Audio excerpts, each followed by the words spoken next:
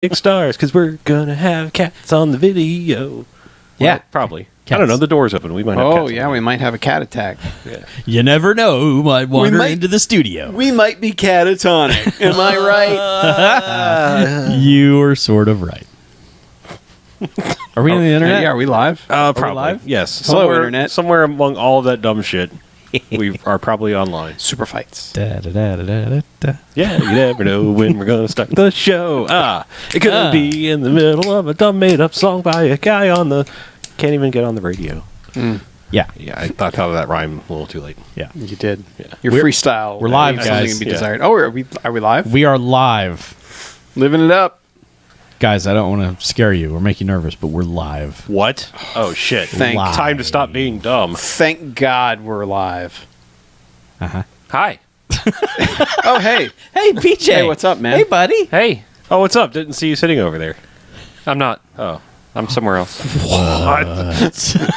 Man, you just How? blew minds. Minds were blown. String theory. Oh, yeah, getting it early. Getting them in early. spray Getting it. those sneezes in early. Just Just fucking fucking bring 'em, all man. over the Oh, place. Yeah. That's Man, you need a hanky? gross. Hanky. Just gross. I mean, Do you want this? Do you want this cloth I've had in my Yeah. pocket that I That may or is may not day, have watched? yeah. I still can't believe that as a society we're just like handkerchiefs. Yeah, it's cool. Yeah, that seems totally. like You know, it's like this snot-covered thing No, all no. crusty that I just shoved in my pocket. That's one thing. I mean, that believe me, that's a bad thing. Yeah. But then think about society. Then went a step further and said, you know what? What if we make them funky colors and we make them part of a dress ensemble? Like, please put that in your. Yeah, then Yeah. when you Oh, sneeze, but we'll you call pull it it out of your... We'll call it a pocket square so that it doesn't make you think of snot-covered rag that you keep Yeah. in your pocket. Right? But then, so you're at a fancy function, you pull it out, you honk all over it, and stuff it back in decoratively. Yes. Right. So it's right there Excuse in me. your... I say next to your chest, I say we moistening cut your out a shirt. piece of silk-type fabric and just use your tie. Just blow your nose on your fucking tie. Yeah. And That's if what you I got do. the right kind of pattern, you won't notice. That's what I do. Yeah. Right. Only I use other people's ties, because I don't wear ties. Sure. Man, Paisley I haven't bought Ooh, a tie in so Even long. better, I just figured it out. One tie unfurls, it becomes a blow tie. That was terrible. That was That the was worst. pretty shitty. That was the worst. That was... Well, blow me down. Yeah. But no, pocket squares. Fuck pocket squares. Right. For real. Well, fuck handkerchiefs. Well, fuck handkerchiefs, I'm glad but- handkerchiefs went away. You know, Fuck- intrinsically fuck Because also that's fuck just pocket like- squares. Like, think about how diseased all your clothes were. Yeah. You know? Sure. Because it's not like you're just wiping snot all over your clothes now. No. Well, Well, unless you're... What are you- usually. What yeah. are you talking like about, that. man? yeah, man. But it's like doing that, but actually like just blowing your nose into this thing and then just shoving Yeah. it in your pocket. Yeah, just honking your hooter right in there and just, oh, yeah, put that right in the, Welcome to the Honk Your Hooter Show, everybody. well, honk my hooter. Honk Your Hooter. Well, Hooter honkers. Oh, yeah, I guess I should go to twitter.com/BMFcast and read. Yeah, that's our Twitter account. Are we still going to, we're going to keep that poll pin there, huh? Forever. All right, cool. Those numbers are important. We should unpin that. These mean something. Yeah. What do they mean? Have they changed? No, the poll's No, closed. the poll closed. Oh, We just need to screen grab it and then Yeah. take the poll off. why do we need a screen grab? I can tell you they're all right about 25%. Because Almost dead even. Yeah. we need With need large having the smallest of leads. we need the exact numbers. data. Okay. Oh, you mean We data? need metrics. No. Dr. Pulaski? Dr. Pulaski, no. Data. Data. Dare you. Doc, I'm not trying to get too into current political talks, but Dr. Okay. Pulaski's the kind of person that would go like, well, all lives matter, Yeah, she totally is. yeah, Dr. Pulaski. and not understand when someone tries to explain. Just I'm set in my ways. I'm a doctor, you see. I'm not gonna hear what you have to say. Yep. That's the Pulaski. joy of Dr. Pulaski.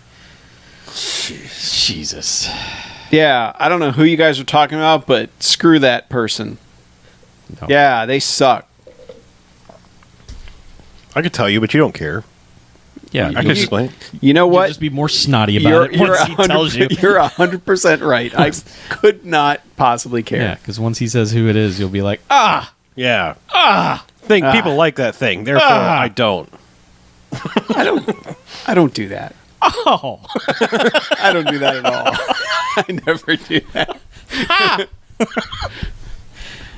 Now let's talk about Ghostbusters 2. You guys, at this point in the pre-show, Mackie is fucking lying. I don't know what you're talking about, Chuck. He is fucking lying. People are allowed to have their incorrect opinions. It's fine. No, they're not. I don't really call them out on it. I'm just like, wow. All right, then. You know what? Live your life, friend. Yeah. That's what I say. Live and let live. That's That's what I say. When you've got a Mackie's terrible, wrong the opinion crest. about something, I'm just like, all right, it's cool. It's cool, man. Let it ride. Yes, let it ride. Let it ride. Always bet on black. Mm-hmm. That's what I always say. House always wins. Yep. Not always. Cut away. Eventually. On a long enough timeline, the house always Yeah. wins because you die. Everyone's survival Yeah. goes to 0.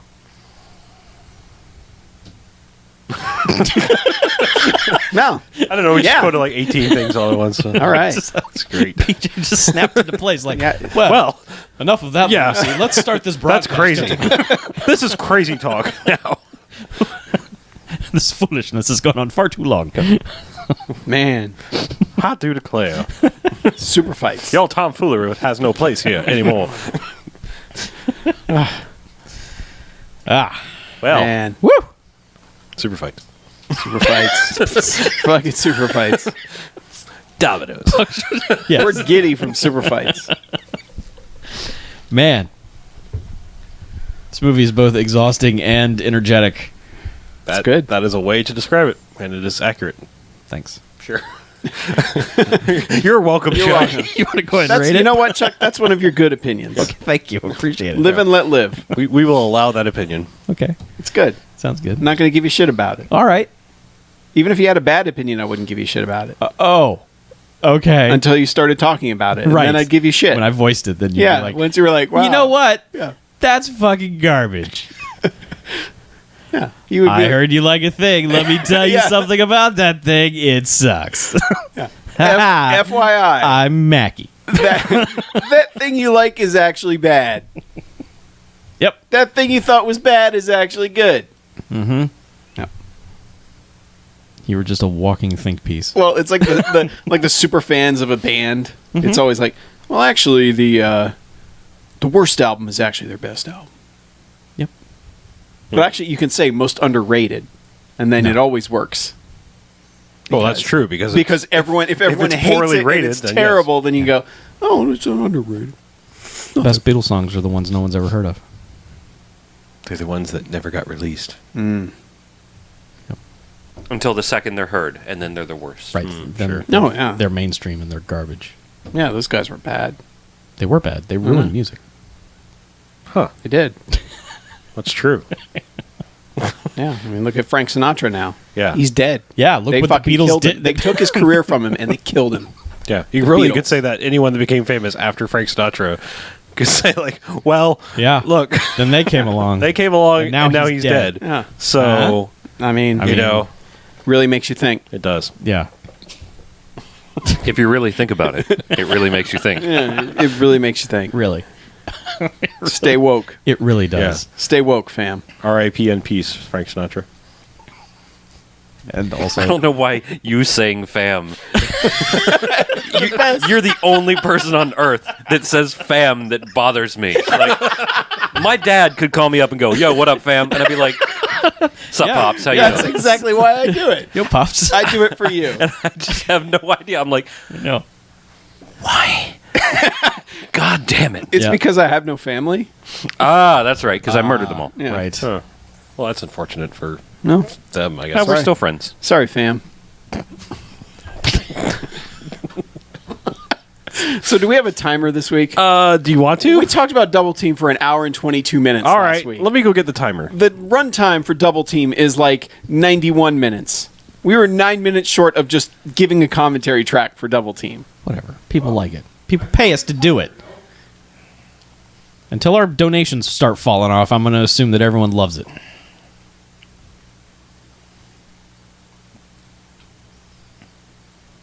This is me not responding to your bad opinion. I noticed I'm just that. letting you You're- letting yeah. you go with it, letting it sit there. you've really like grown. a fucking fart in the room. Just letting it steep. Your shit opinion. Fart fam. Yeah. Now who's going to start that? BJ What? is now. It's now slightly more on his side. Oh. Well, look, it's got the night mode. I can tell. It's a little more yellow. Yeah, It's a it's little not slightly that. It's Yeah. the hideous blue light that's going to keep us awake. Yeah. Just chi it. Seriously, we need to get you like a telescoping thing, and I'll strap one of the stylus Yeah, things. yeah. I need a stylist. Yep. Bank. You got to put like an eraser tip at the end of it though. So Yeah, terribly sorry for being that close to all of you. I apologize Yeah. profusely. Get right in their faces. oh, Their digital face. PJ said, "Fuck this shit." Well, all right. Well, I guess I didn't even say fam. What's up with that? Where you going, fam? He stormed off. Well, bye. Well, and that's the way the cookie crumbles. Oh, you're going to do that. Oh. Oh, he's using a Oh, God. handkerchief.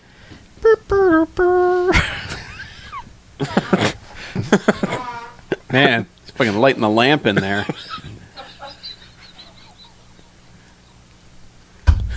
What?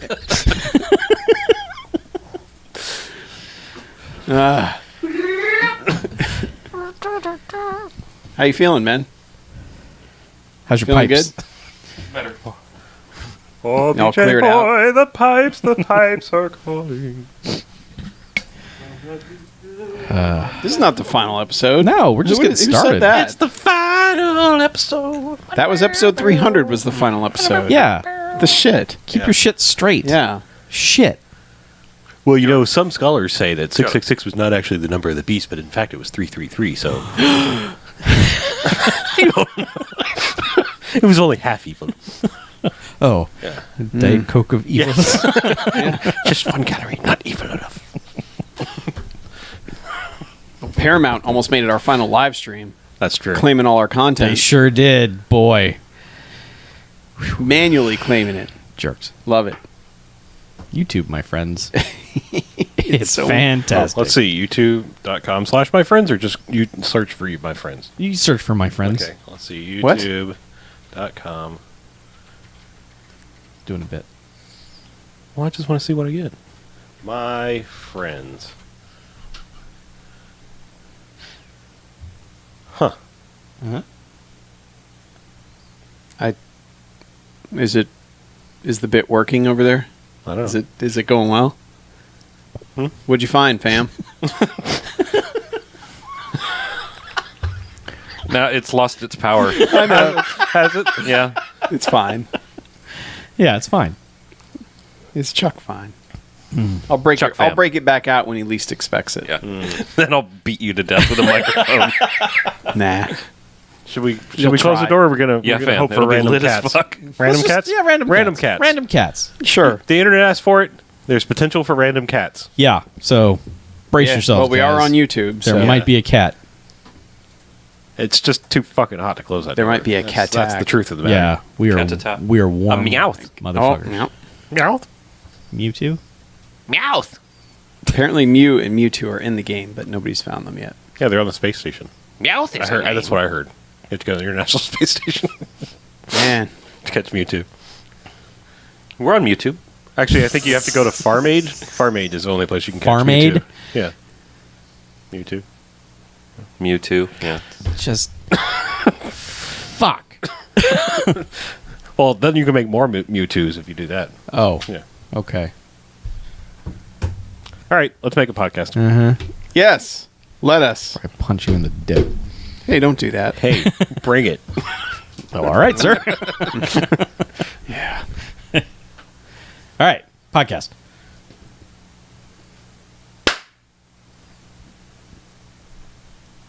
All right, welcome to the BMFcast. Hey, BMFcast. Episode 333. Ooh, that's a number.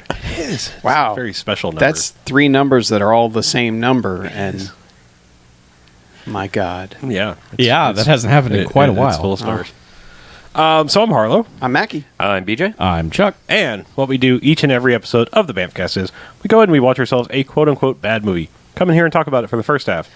Then we rate them. Good bad movies, enjoyable bad movies. They get 1 to 5 jocks and robot jocks. Heck yes, Robot Jocks. All right. Yes. That's a good yes. However, there are some bad movies, as in Stay Away. They get a negative sliding scale, 1 to 5 bags, as in douchebags, after Twilight. Yeah. Boo. See, like 5 bags being the worst. We don't like decided it, that that movie was full of douchebags. Right. Yeah. So there you go. Yuck. As We didn't many like as 5. Uh-huh. 5 Does not fit our criteria. 5. So, gold. And we watched Superfights. I don't know, because it's called fucking Superfights. I feel no need to explain this. Who are you? You question why we watch Superfights. I'm sorry. I mean, really. I apologize. I don't know where I got You've been sense of taking it. your Superfights pills. Yeah. It's got 2 things we like right there in the title. Yep. Super things and fights. Yep. Yeah. And it's from 1995, so... Yeah, probably might have been all right. That's a thing. Also known as Karate Tiger 9. Whatever. So you know what? Karate, Tigers, and Nines. Fans of all those. Right.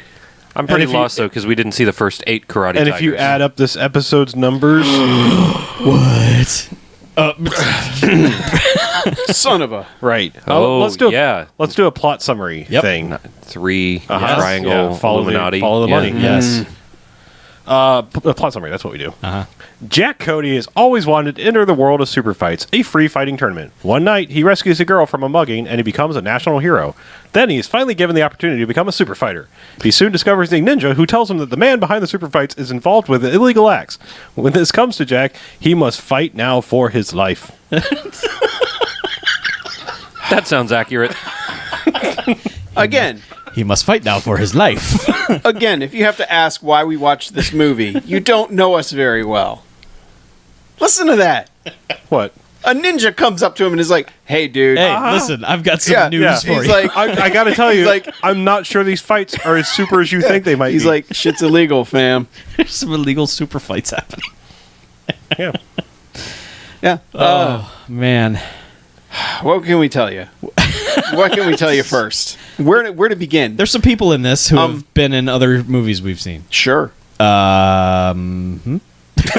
Well, first of all, the guy who wrote it Yes, also wrote King of the Kickboxers, He did. That is true.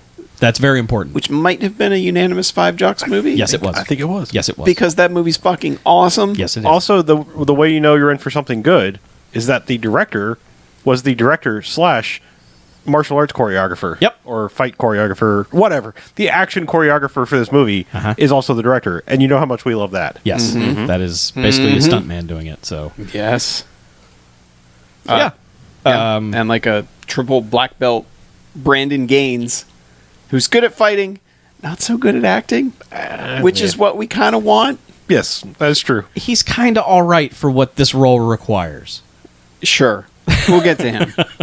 Keith Vitale, who is the bad guy, Yes, who's kind of like the owner of the Super Fights, the guy who runs them, who was Shokasugi's cop buddy in Revenge of the Ninja earlier this year. yes, he died in that movie.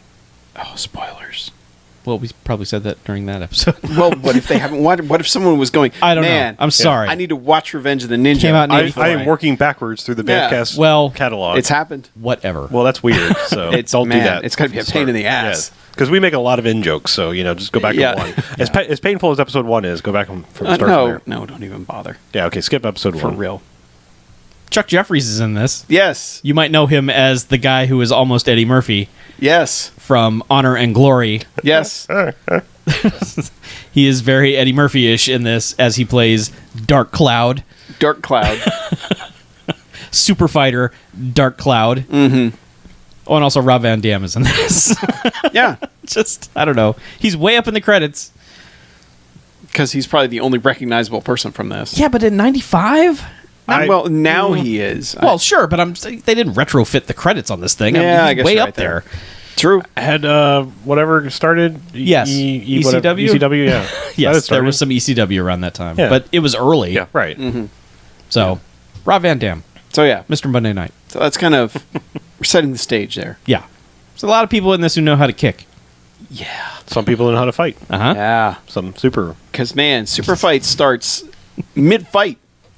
It does. It's kind of... And to explain the super fights are kind of like if the UFC was what you actually kind of wanted the UFC to be, and not just like we're going to grapple and Right. fights are going to You be mean the over. UFC when it first started? Yeah, not just rolling kind around of on like the ground. kind of like dudes doing like it feels almost like a combination of wrestling and boxing, except with kung fu. Mm-hmm. You know, where there's kind of like the cartoonishness of wrestling, where it's like, yeah, I'm a guy named Dark Cloud, you know, and that sort of shit. But it's also, hey, we're actually kind of beating the hell out of each other here, like for real. Mm-hmm. And yeah, that is presented like the first 5 minutes of this movie is Super fights. it's the best. By the It's way, just so good. like this, like the way the movie starts with its title card is that the Super Fights logo comes at you, splits into two. The two words come together, super and fights, and then there's an explosion. Yeah.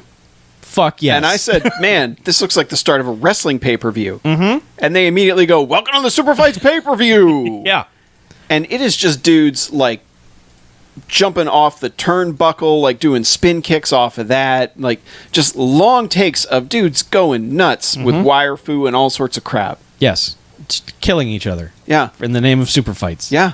and the crowd's like, yay! Yeah. Especially our lead character, who's fucking stoked. Oh, yeah. Jack Cody. Yeah.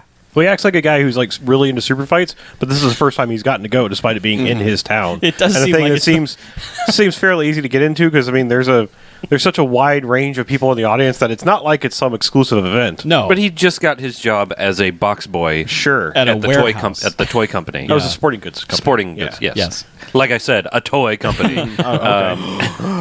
And And by the way, he is there with a date who about 30 seconds Oh, into yeah. the date, she's like, Just I can't believe you like this, and is gone. Yeah, I mean, And he's like, it's America. what was she expecting? I don't Yeah. know. Hey, It sets a He precedent. went into something called Super Fights. hey, baby, you want to go with me Friday night super fights? Sure, I'll go. Sure. You Well, like there's this? fighting, super Ew. fighting happening. Ew.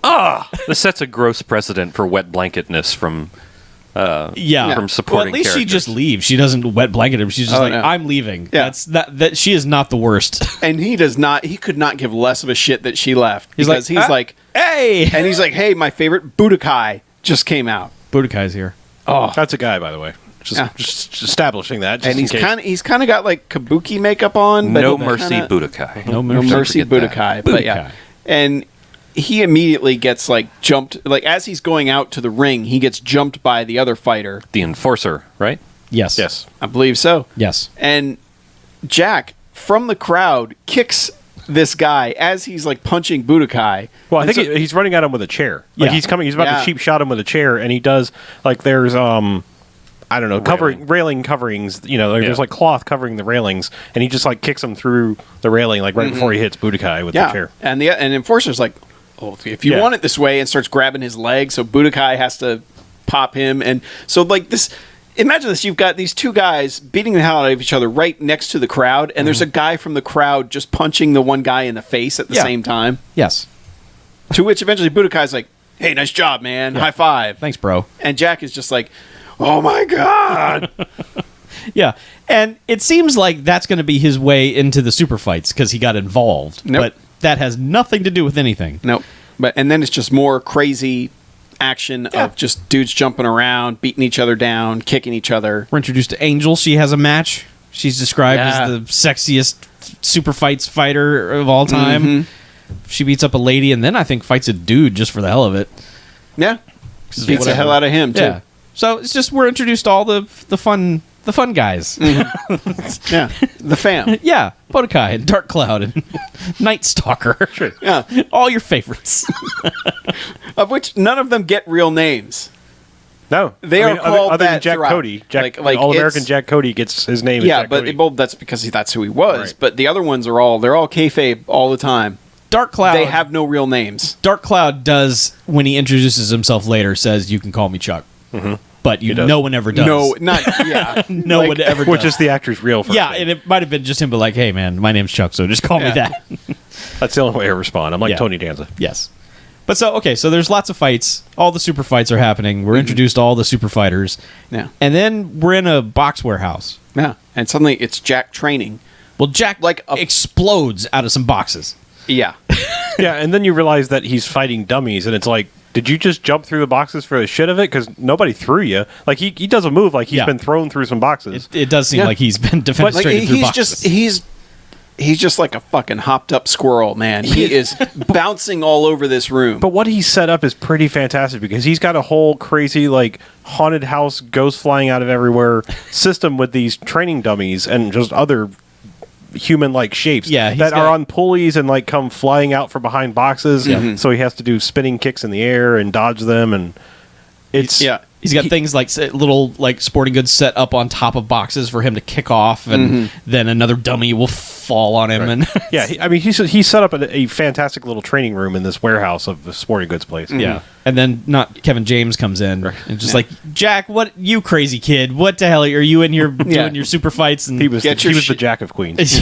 And Jack's like, no, I'm not. He's like, get your shit shipped. Yeah, let's do this. Put stuff in boxes and stop fucking around, kid. All right, see ya. No. And then Jack goes home to his mom, his loving mother, his dear sweet, who never seems to leave the house or her bathrobe. She just kind of seems like I'm a stay-at-home wet blanket mom who just doesn't want you to do anything. Despite me not actually having a job or any kind of motivation. I'm just trying to pass that on to my kids. Because he comes in from work and she's like, "Where were you last night?" And he was like, "I went to Superfights." And she's like, "I don't like that." What time did you come home? Like, I made it here before work. I made it to work. I made it to work on time. I'm still earning. You know, you don't one have of us to worry. has to. Jeez. Yeah. And she's like, "I made your favorite dinner." Like, Mom, why are you curling your hair? You never leave the house or take the curlers out of your hair. Right? Yeah. What are you gussying up for? Nothing.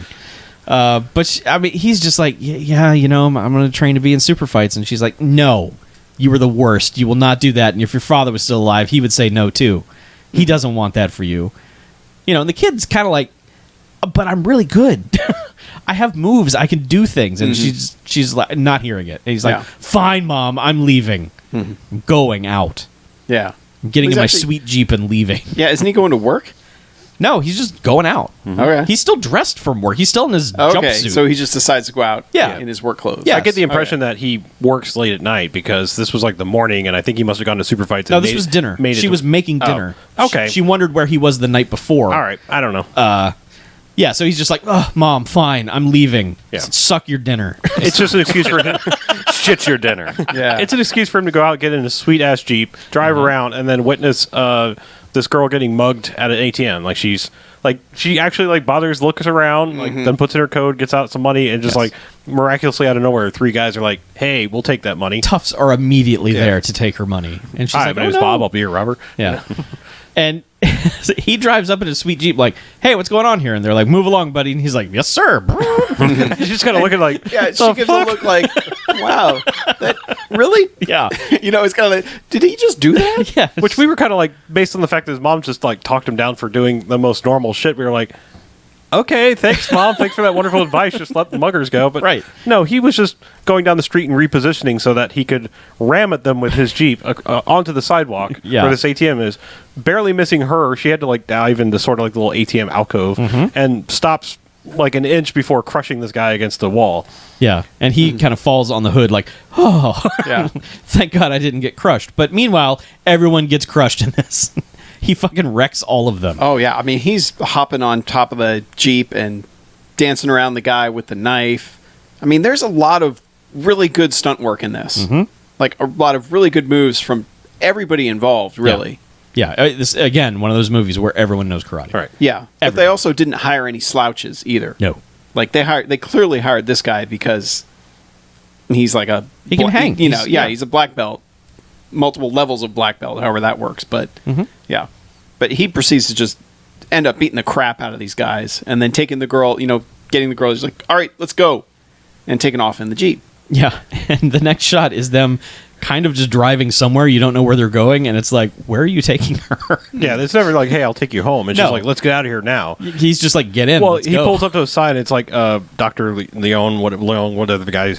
If we found out it's her grandfather, Right. And we're like, this house is a doctor's office. That's where you're taking her, and also, is she hurt? Like, Have you kinda asked her say- where she wants to go? I mean, it was just like they never made contact with her. Why are you taking her to her doctor? And she's like, this is my grandfather's place. Oh, okay. Oh. And she's like, come on in and meet my grandfather. Yeah. And Boy. like, man, like they don't properly prepare you for getting introduced to this guy, because No. this guy is badass. Like, I mean, Yeah. he is like, when you look up Sensei in any Hong Kong kung fu movie, it's like it's this guy. Like, Yeah. he has long, white, almost like platinum hair, and just basically a Fu Manchu mustache and everything. And it's just like he's in traditional clothes. It's like, oh, okay, awesome. Yeah. And he's just immediately like, oh, you saved my daughter. How dare you put her life in jeopardy? She could have been killed. It's like, you fought Yeah. Yeah. over money? Yeah, and the girl's like, they were gonna mug me, and they had a knife. Yeah, and maybe other things. He's like, you don't know that. Yeah. And he's like,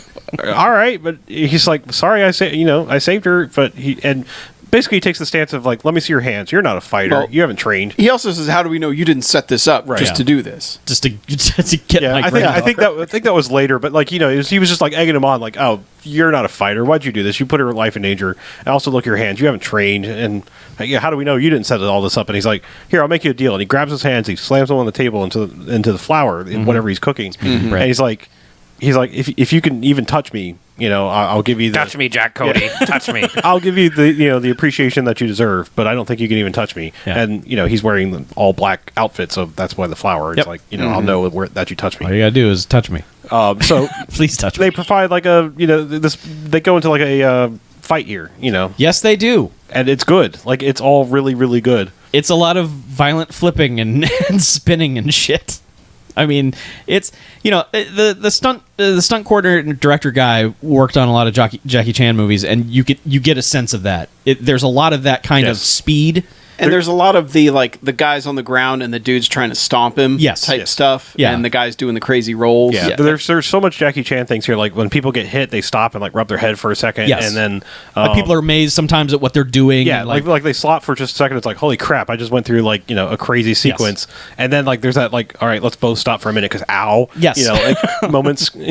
yeah, it's all it kind of realistic in the most unrealistic way, but it's what you want. Yes. And it's really good. It's and there's really good there's fight some of that choreography. in here where it's just him trying to do whatever he can to touch this guy, and the guy's just having none of it and barely lifting a finger to do anything about it. And it's basically just eventually it's just like, you're gonna have to go. Yeah. Well, the guy like You failed. Cody gets so pissed that he's just like, whatever, fine, I'm out of here. I'll call you later, Yeah. girl. Yeah. I don't even remember her name. Sally. Sally. He's Yeah. like, Yeah. I'll call you later, Sally. And then grandfather's like- and he tries one more time. He's like, oh, I'm going to catch him off guard, and jumps at him. And grandfather just like kicks him in the chest. It's like, get out of here. Like violently flies Yeah. out the open doorway. Yeah. So then he's just well, fuck this. I'll go And back he home. never Right. calls her again. Nope. No, he doesn't. Because but, because he arrives home and it's suddenly like the end of a Die Hard movie, because like I mean, there's cop cars and like every bit of press is there. Like Yes. we don't. I mean, what we're looking at looks like this little tiny small town. I mean, I think we come to find out it's in Philadelphia, right?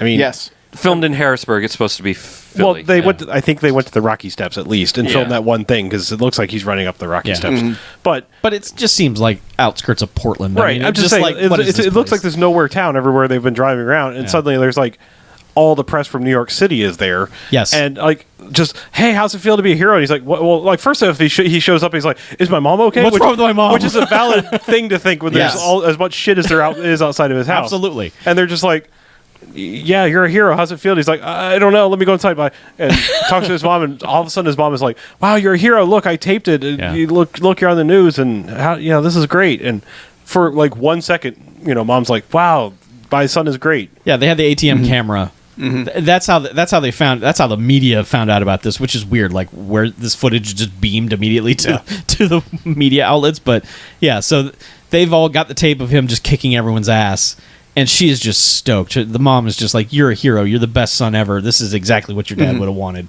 Instead of you fighting for money, you fought for nothing.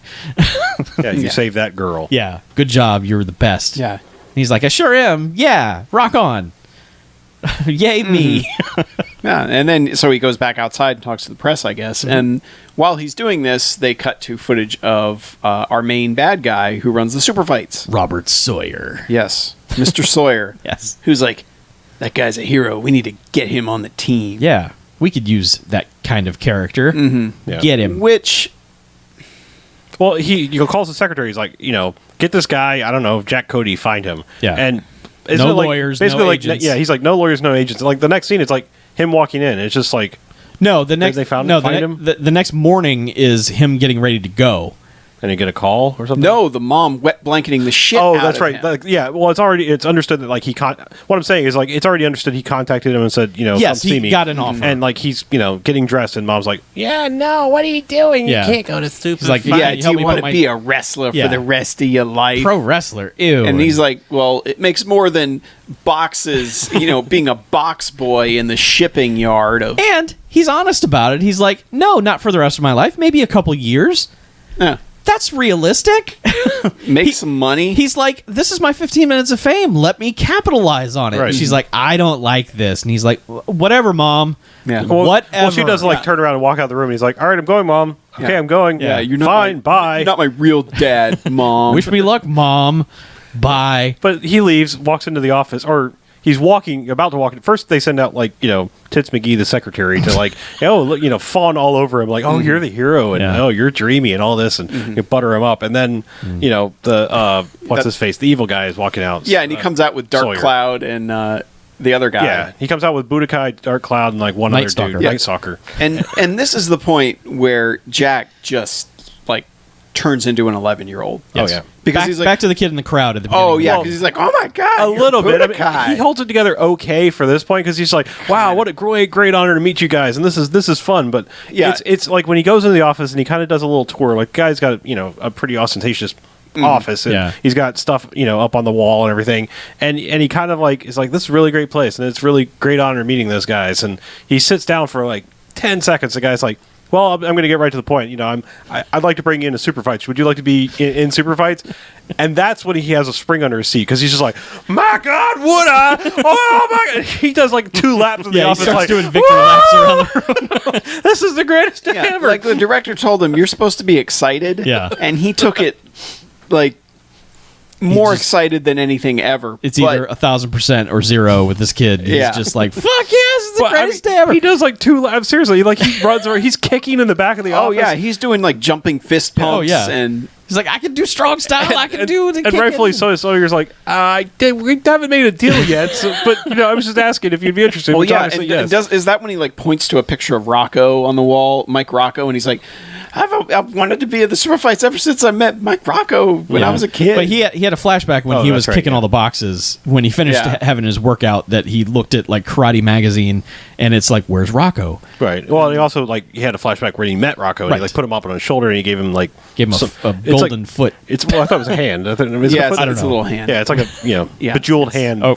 Yeah. yes. Medallion Got a thing. jewel in the middle. Mm. Bejeweled. Yeah, so But we're yeah. introduced to Rocco, who's missing.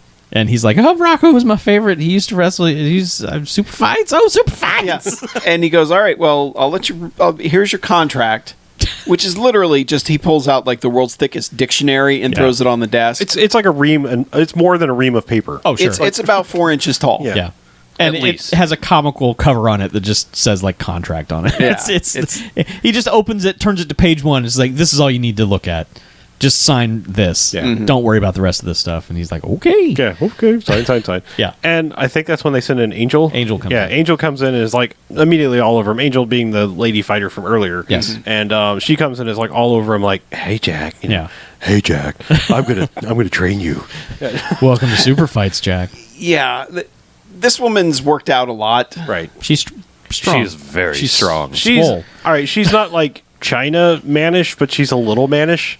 She's I got- don't mean China the she's- country. I mean China the wrestler. She has a strong muscular and Yeah, has a she's- deep voice, and And she's got a strong jawline, Yes. which really messes with the look, especially when she's really pumped up. right. Like but she's it's fit as fuck. I mean, she is a workout lady. It's just like the way she is doesn't match up with the character acting this way. Yes. At least right now in the movie. Right. It gets a little better later once she's actually like, okay, let's fight and do stuff. Yeah. Which you learn they cast her because she can obviously Yes. fight. Right. But she comes in as like the seductress, like Yeah, and it just Hi. doesn't work for her It's at all. like- and there's like this one shot of Oh. down her cleavage where it's like You could drive a truck through there. It's very clear that she's had some enhancements done that, you know, it was the early 90s and they weren't good at that stuff yet. No, they were not.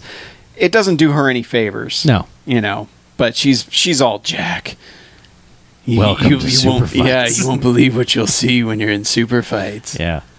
And he's just like, oh, I'm 11 again.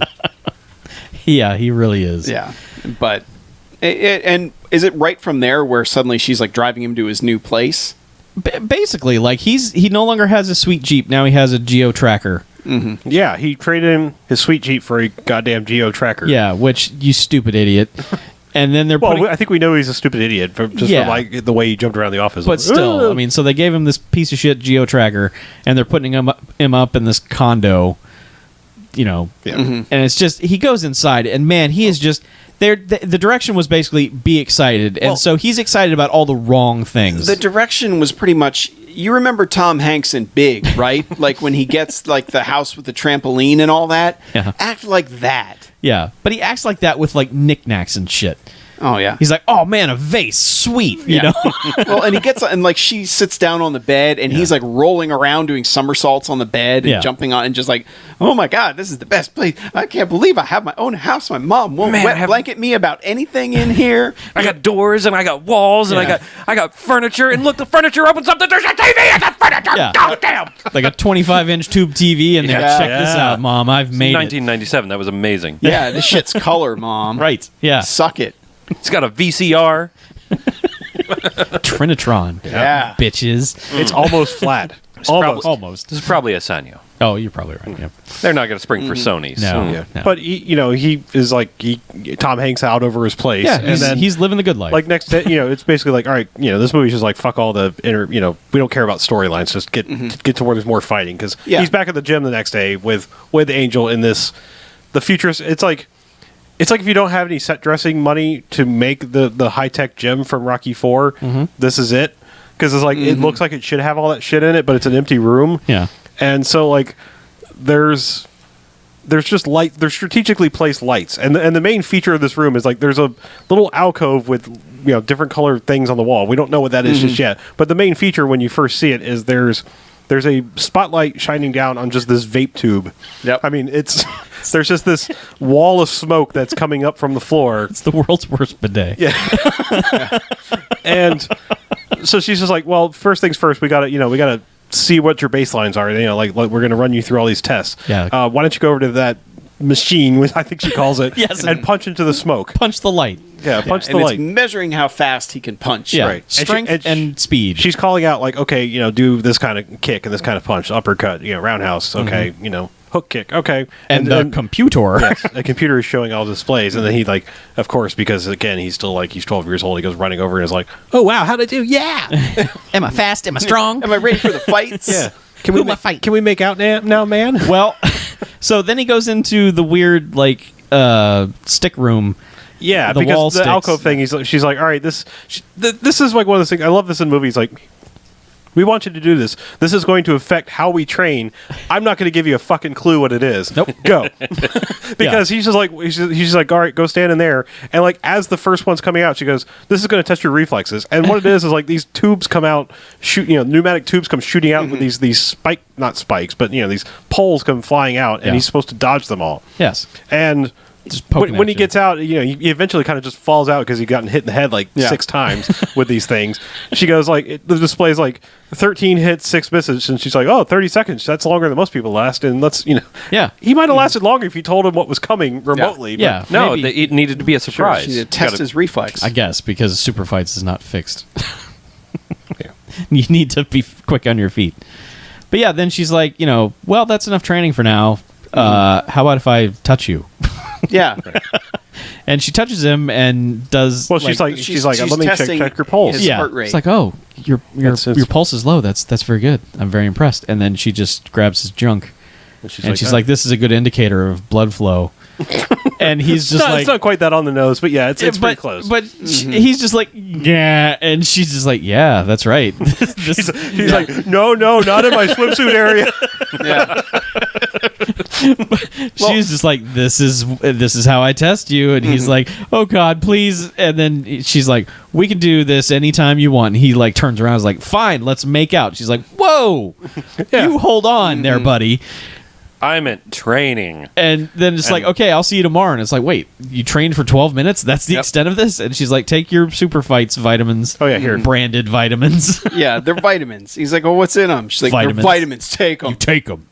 It's like, like, oh, okay, not all right. sinister at all. Yeah. I'll just put them in my mouth. Yeah. And is this when he like leaves and goes home and meets the ninja for the first time? Like, is it Well, like as soon as he has the vitamins, or does No, he, it's way he starts taking a couple? But there's He's had a also a few fights. montage somewhere in there where he's just running around and everyone in the town's like, "You're Jack Cody, Right, the yeah. hero." Yeah. Yep. He's just And he running runs around training. and he runs up the steps and he does the Rocky fist pump and they freeze frame on it. Well, he doesn't. He doesn't rocky Kinda, fist. he like jumps in the air. He jumps and all the way up pumps. so that both feet are like tucked up almost in like the lotus position in the air, and they freeze frame that. Yeah, you just it's get impressive. torso and crotch, Right. and then freeze frame, fade to black, and you're like, well, that was a fun movie. Yeah. But I mean, like Local boy makes good. Kids stop on a bus and like are pointing at him. It's like, really, kids are completely oblivious. They would never. You put kids on a bus, they don't see the outside world. No. Construction workers are Right. just stopping their construction. Hey, Jack! Hey, Won't get the wolf whistle. yeah. So But yeah, they get into a montage where she's running with him then, and he's just doing all the training stuff. they're And working out harder and harder. And this is like the first. Okay, so this is the first time we've seen Mr. Sawyer since the initial scene where he just walks by the training room and you see him just look in through the giant door window and he just nods like, nice. Yeah. Which he proceeds to do about 12 more times in the next half hour. Yeah, and eventually they're just kind of sparring, and she's like, "You look like you want to fight for real." And he's like, "Shit, let's do it. Yeah. let's go." So they She's start like, fighting "All for real. right." And again, a pretty good fight scene. Yeah. between the two of them. I mean, it's one of those like it's move, counter move, back and forth and back and forth and back and forth without any pausing whatsoever. It had to take forever to choreograph that shit. But yeah, eventually, like he punches her in the face, and then that's when what's his name walks in, like, hey, what's going on here? You two? he's been watching. Yeah. Sawyer?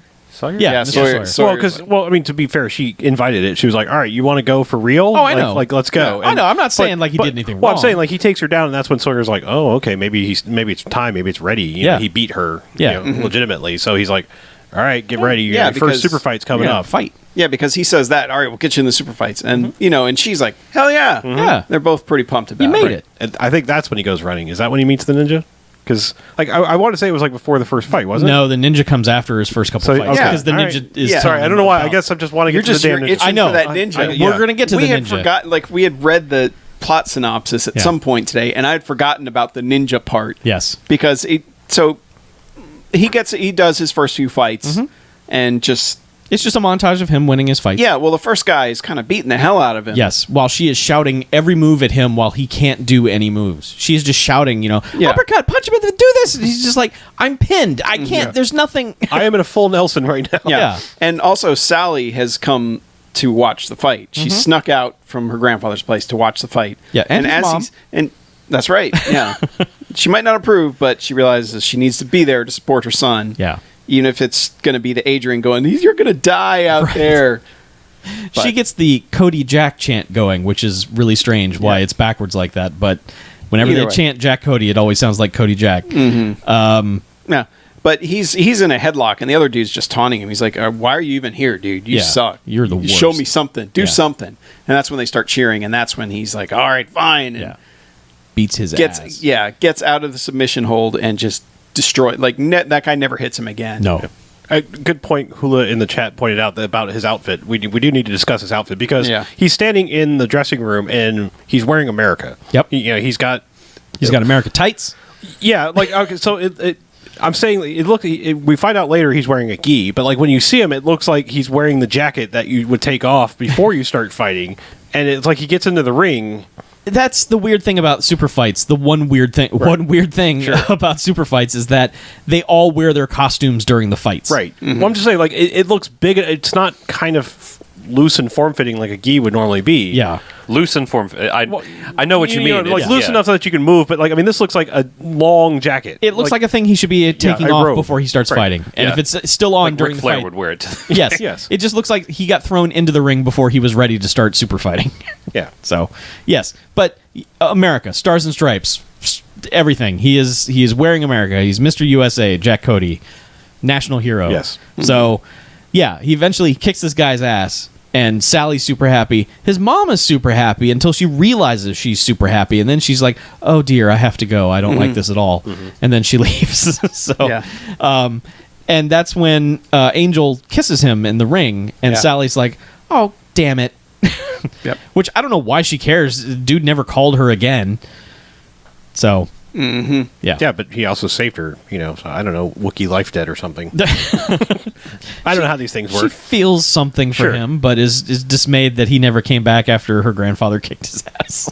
Yeah, well, Which, I don't know why she would think he would. He got beat up by her grandfather. But this leads to him.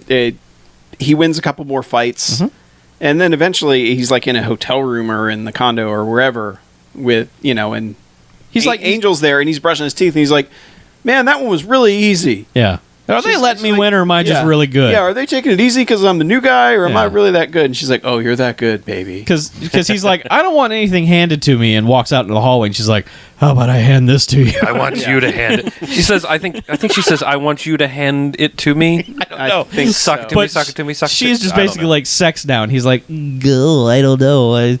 You're my friend and my traitor. I don't think- my first time to be special. Yeah, and she's just like, Which is fine. You do you. yeah, whatever, guy. But she's just like, yeah, He's well, probably he's- done that plenty. yeah. Yeah. But he's just like, she's basically like, this doesn't have to mean anything. We're let's just sex now. Yeah. And he's like, no, it's not going to be special, and we're friends, and you're my trainer, and I have to go. Something suddenly came up. Yeah. And she's just like, "You don't know what you're missing then." Yeah. Oh God. So yeah.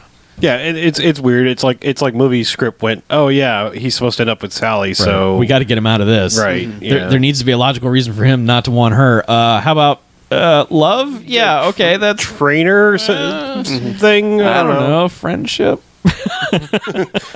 Yeah. Yeah, all it's- those things that dudes agree to. Well, it's like, yeah, it's kind of Things that cross men's minds before having sex. Friends. Nah. Friends? No. Yeah. Right. Yeah. Yeah. I mean, it's one of those things that's kind of like they never. It works to make him just kind of feel like he's not that bad a guy, despite being involved in the super fights, Yeah. which everyone knows is clearly crooked. Because at some point along the way here, they've started having Dark Cloud and crew go and just like bust up, like there'll be a gang hanging out under a bridge. Which, as we know, nothing good ever happens under a bridge ever. Hold on. I don't know. We have a farmer's market under our bridge, I think. That place is all right. Yeah. Yeah, but this, like in movies, if In you movies, see a if scene something's under a happening bridge, under a bridge. yeah, because like the scene starts and there's just cars and just dudes going nuts, just beating the fuck out of everything under this, and that's when they show up and they're like, Yeah.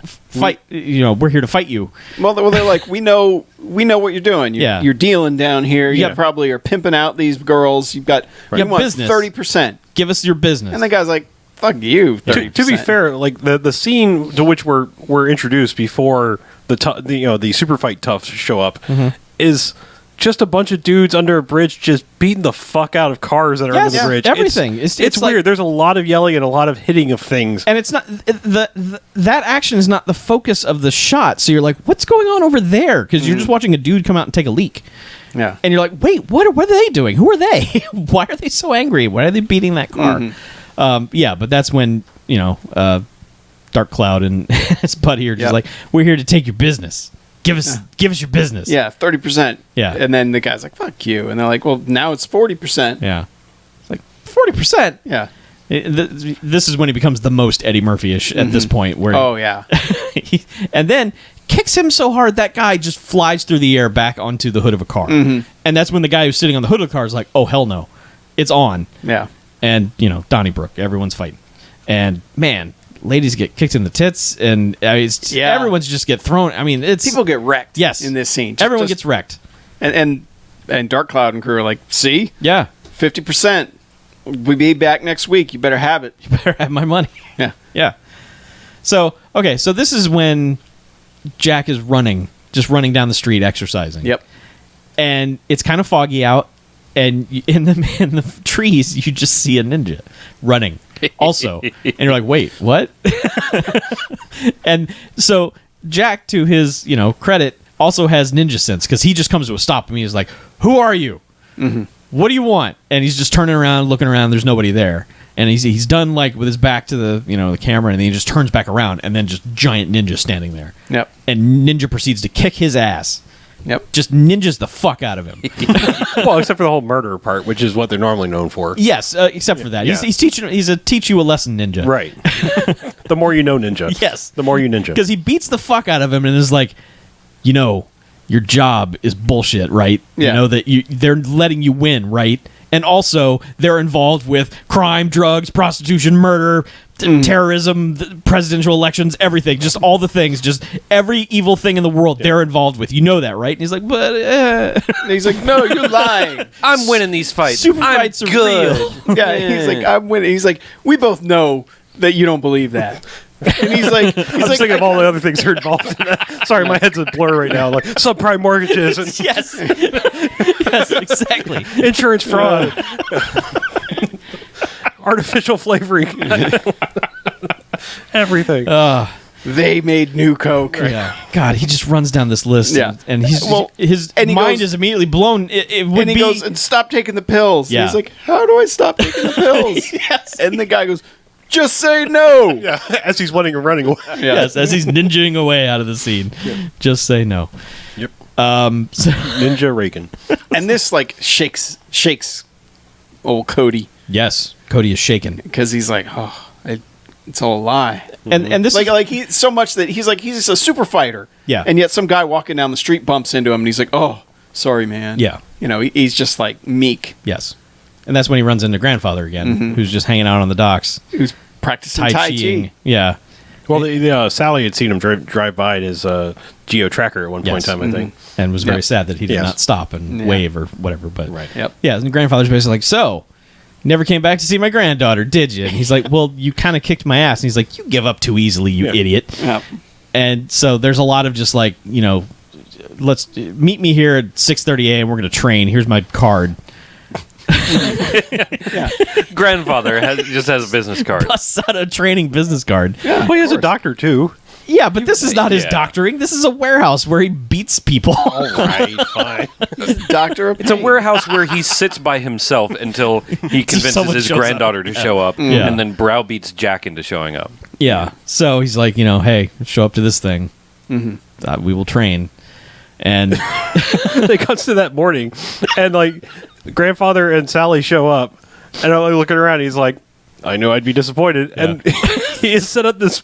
He is like sitting on a pile of cargo crates, and pallets or whatever, and he's like piled boxes on top of himself. So basically, just so he can go sit up and go, surprise! Yeah, I've been he's- waiting here for a while. he just explodes out of them like, I don't know what guys took you guys so long. And he's, okay, guy, get in here. Let's do our Tai Chi business. And this, I mean, we get like a brief explanation where, Grandfather's teaching is about Tai Chi and Chi in general.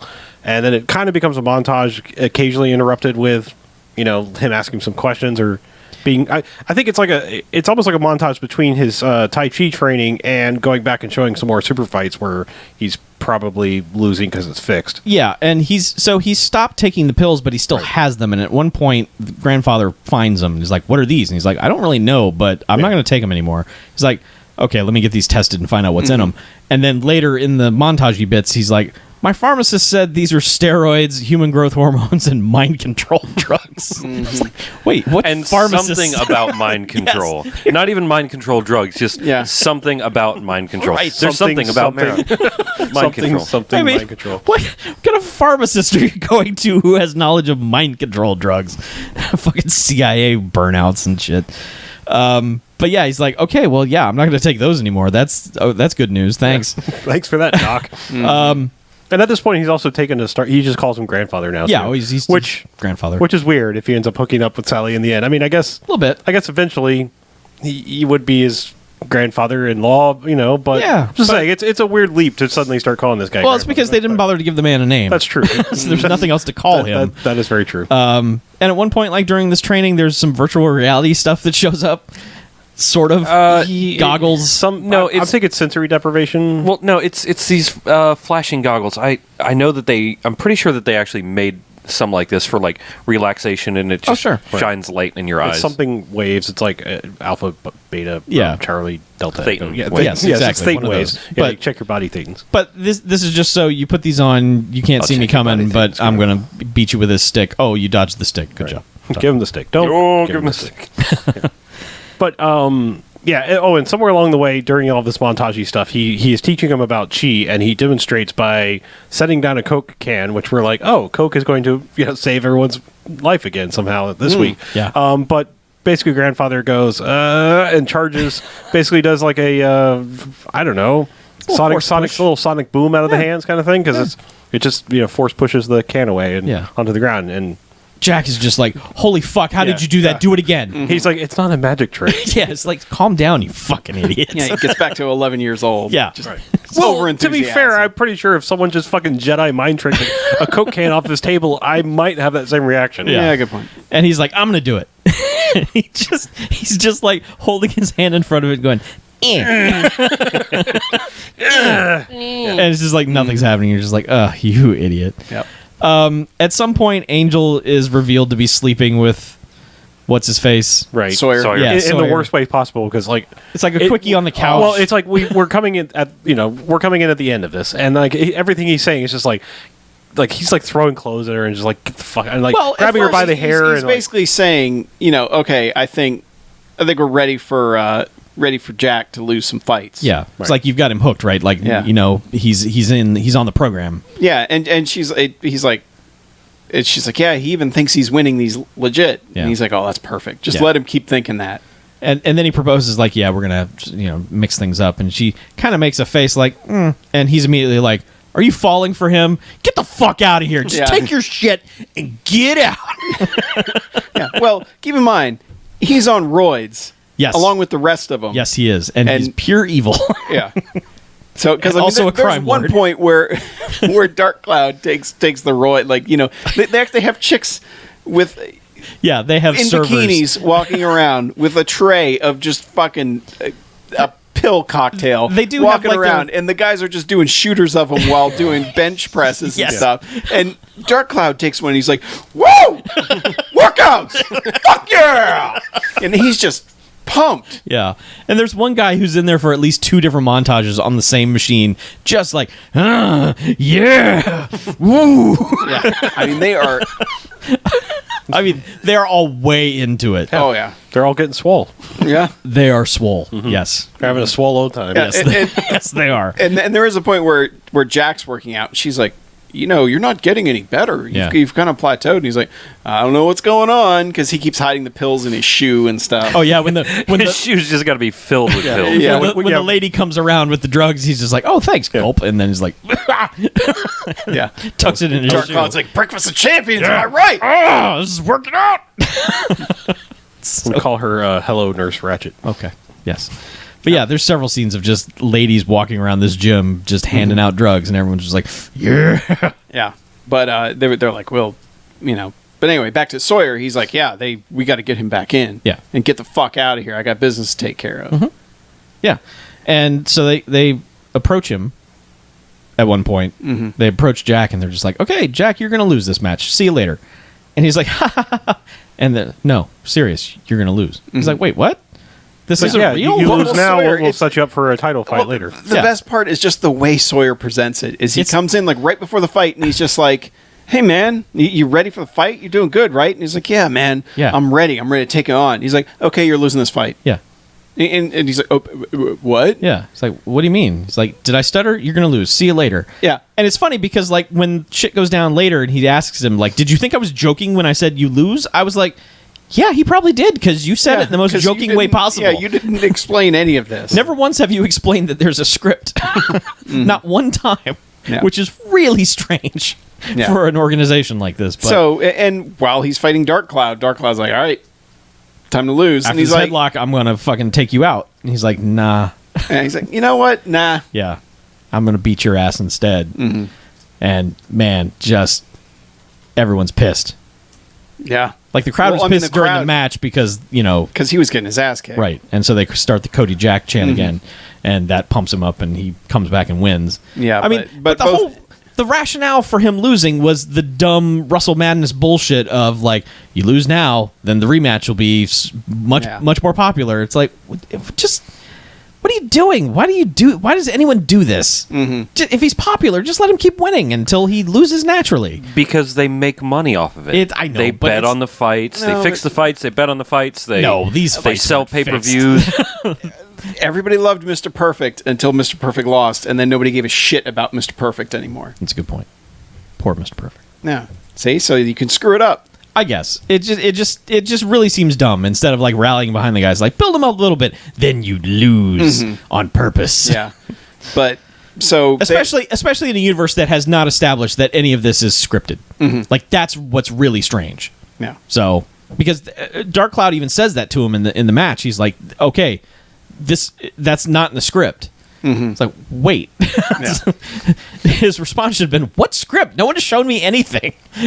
My boss just walked into the locker room and said, lose, and then see ya. And nobody else had indicated this until then. So, And also, he doesn't know about the shady shit going on, of which there is a scene somewhere in here where, because you've had the guys, they rough up the one group yeah. under the bridge. There's another guy in a limo who's just like making out with prostitutes. He's got a briefcase full of drugs. Yeah, and they bust in and take the drugs and the money. And this guy's like, what the hell? And they just, they're like, all right, this is ours now. See ya. And there's one guy who has decided he's going to put baby powder in the drugs that he's selling. It's that guy. It's the guy in the limo. Is it the guy in the limo? Yeah, Same because guy. they go back to he's partying with the girls still. Right. They Okay. bust in, stole the baby powder from the limo, and then it's back at his place. They're doing rails of coke. So they're mad. Partying. So let me get this right then. Sawyer's mad that they stole the fake drugs Yes. that they were stealing anyway. That is correct. So the guy had to be... They thought they were stealing real drugs. Right. They were super pissed that they got fake drugs. So it's that guy's fault? Absolutely. Because That he put out decoy drugs? he purposely tried to screw him Yeah. out of the theft. was probably But gonna- they tried to screw him. I believe they were by on their stealing the drugs. I believe they were on their way to do like a drug deal, and instead it was just like, no, we're taking these. I think that's what the deal was. Yeah. So they were going to get screwed anyway, and then they got double screwed, All right. and then he was like, triple screwed, haha, fake drugs. So yeah, but this scene, yes, this scene. this is the first time where we really see the Beast. The character named the Beast. Yes, who Where all the the guy who gave the baby powder drugs is making out with the chicks. Yeah, like I said, he's doing rails And- off the table. yeah. Yep. Like, And he's just suddenly like, the door "Woo!" to his apartment does no longer exist No. because the Beast has bashed through it, chucked guys around, yeah, it's like Mick Foley Mankind has exploded through the door. except like twice as big. Yeah. more like hillbilly Jim size. Yes. Yeah. Like picks up a barbell and punches one guy with it, and then the main bad guy is going for something on the table, and he just smashes his hand through this glass table. Like, oh god. Yeah. Like, and then it's just got him by the neck. Yeah. And that's when Sawyer comes in. He's like, Really? you know Baby what powder? I like? I like Coke better than baby powder, but you Yeah. gave me baby powder. Why are you trying to screw me? it's like, oh, I didn't mean. He's like, give me one of his henchmen. I want him to see this. Yeah. Wake one of them up. Yeah. And he's like, here's what happens when you screw me over. Uh-huh. And so the Beast takes this guy and just takes his head up into the fan above them, and that just blood splatters all over the walls. Yeah, it's all. There's you see a silhouette shadow of it. Yeah, you see Oh. a silhouette of the fan and this Just dummy chopping head it- going up into it, and then just It's slice gone. right off, Oh. and then just fucking goopy cantaloupe bullshit goes everywhere, and you're just like, Like what? it hits the girl, and because this has been like, I mean, there's a lot of fights and people getting their ass kicked, but it's a lot of like, oh, some blood's dribbling out the side of my mouth type stuff. I believe this movie is PG-13. Yeah, and all of a sudden, out of nowhere, there's just like, holy fuck, they just like brain capped that guy. Yeah, it's one of those moments where you're just like, oh my god. Oh my god! Yeah. I cannot believe that. Just the movie doesn't even linger on it. The movie's just kind of like that happened. See you later. Yeah, and the one guy and Dark Cloud goes, "Well, I guess the shit really did hit the fan, didn't it?" What an asshole. Yeah. Man. Enjoy your evening, ladies. Yeah. Bye. And they're like, "All right, we're out of here." Man, that's just Yep. So it's just this amazing moment of like implied gore. Someone but, had but an there's idea. still gore because they Oh, throw yeah. chunks of red goo all Yeah. over the walls and all over these girls. yes. Man, someone had this idea. They were just like, "What if we do this?" And they're like, "Yeah, why not? Yeah, sure. This isn't a real Holy movie. fuck. This isn't going to play anywhere. Yeah. Oh my god. Do that." But yeah. So from here, it's he has to dress down Jack because he's won the fight he was supposed to lose, and he's like, "Did I stutter?" Yep. He's like, "Well, you can," and he's like, "You read the contract. The contract says whatever the fuck I say Oh, he is what the slams fuck it you do." right in his face. He's just Yeah. like, "Blam, contract. I say what Yeah. goes." And he's like, "You told me not to read it. How am I supposed to know?" Yeah. And But he's like, "All right, you get a second chance, and you only get one. You don't get any other chances. yeah. You only disobey me once." He's like, "Okay." All right. Sorry. He's like, "All right, I need you to go here with them. Yeah. Right now." You're going to do a thing. And this is when they go to a Chinese restaurant that he had gone to earlier, where he had actually done the hand thing with the chi. Yes. And on a knocked a Nestea can away. Nestea can, yes. And he's stoked And- when he does it. Oh, he fucking geeked out. He's like, "Did when you he see? it." I did it." He's like, "Our food is here. Stop it. Behave like a normal person." And he's just like, "I'm not a normal person. I just Jedi mind tricked this Nestea can across the room." He's like, "Calm down, eat your dim sum," which is what he actually says. Yep. So they go into this place, and he's like, "What are we doing here?" And he's like, "Well, we're gonna. They owe us protection money." He's like, "Wait, huh? I've Yeah. eaten here." I like that. That's like he's like, well, that seems like maybe something I probably shouldn't do, but I've eaten here, so Yes. Yeah. I have a personal connection Well, to this and place. he also tells him, he's like, "Well, this guy's way up in the triads, so we got to keep them in line." yeah. he's like, Oh, okay, well, all right. Yeah, and Yeah. the guy comes out, is like, "What do you want?" "Hey, you're a customer." Yeah. Well, no, he says it at the end. Yeah, it's like No, he directly- says it at first, like Oh, before he they does? start fighting. Yeah, Okay. he's like, "Wait a minute, you've been here before," and he's just like, "Yeah, but yeah, before it can even go into any kind of negotiation, it's just like, "Fine," and he just turns around and is like, "Here are my chefs with butcher knives. Go." Yeah. Because army of chefs with butcher knives is one of my favorite cliches in these movies, where they all Oh, yeah. they all just run out and they're super amped and they will Well, fuck up anything. it's actually a cleaver shake because it's a meat cleaver. It's Yeah. not a butcher knife. I'm just going to point that out. I'm sorry. Either they way. are. They're meat cleavers. Sorry. I'm just pointing that out. Hate you. Anyway, the Yeah. Cleaver show stunt But- spectacular hits the But room. they end up, the Cleaver guys end up getting beat up. Everything gets wrecked, though. I mean, the Yeah. whole restaurant's just wrecked, Yeah. and the owner's just like, "Fine, take all the money. guy's like, I don't care anymore." I don't have any money. Like, Yeah. like, here's what I have left. I Yeah. can't, and Jack's like, "Well, didn't you say he was a triad?" He's like, "Well, Not really. We're kinda. just dicks. Ha, ha, he ha. might have met one before. Yeah. Like the triads might have eaten here at some point." I meant that he had 3 ads in the paper at one point in time. Yeah. He had, Sawyer just likes fucking with people. Come on, let's go. yeah. But so they leave, and they drop him off, and they're like, "Whoa, that was Yeah. awesome, wasn't it?" Yeah. See you tomorrow. Yeah. We're going to eat. Yeah. And he's going back to his car, and he hears something going on up top, and so he kind of hides behind his car, and that's when they're bringing the beast out. Yep. And Sawyer's like, "What is he telling him?" He's just like, The Beast has done something that is not in line with what they need. He's the basically Beast got to him do. on a shock collar, and he's Yeah. Now the thing is, like, they're just yelling at him. This guy never says any words that are remotely comprehensible. He's just like, and he'll like ask him a question and be like, "Okay, then, well done." It's like he didn't say anything. Yeah. he's just grunting through the shock collar. Yeah. Yes. But he rolls on the ground and shocks him for a while. yeah, I he guess tries it's- to run away, I guess. He doesn't want to be the monster anymore, I guess. He's trying to escape that life, and they're not having any of that. So he collapses like basically right in front of Jack, who's just like, Yeah. "Poor you." Yeah. and Sawyer's basically just zapping the shock collar like a taser, and he's Yeah. just like, "Yeah, I own you. Don't forget that." Yeah. Jerk. Yeah. So And around this point too, there's the fight that he has nothing to do with that he's watching. This was actually before he turned. That's right.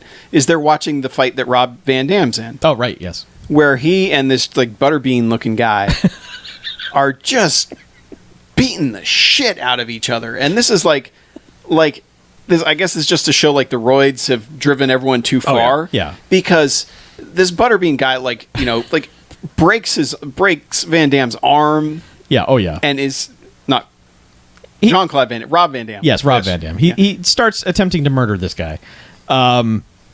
At which point, like, a trainer throws a towel in the ring, and the announcer's like, "What's happening?" Mm-hmm. And even Sawyer's like, "What the hell's going on? What's?" And this guy won't stop attacking. No. And Dark Cloud and the other guys jump in the ring and are holding back, and he doesn't care. He's still gonna murder. I Rob mean, Van Dam. he's like a gorilla on the rampage. Yes. Like he is legitimately. They're like, fuck. And so there's a guy with a dart gun. Yes, a trainer with there a to trank put shows him up, down.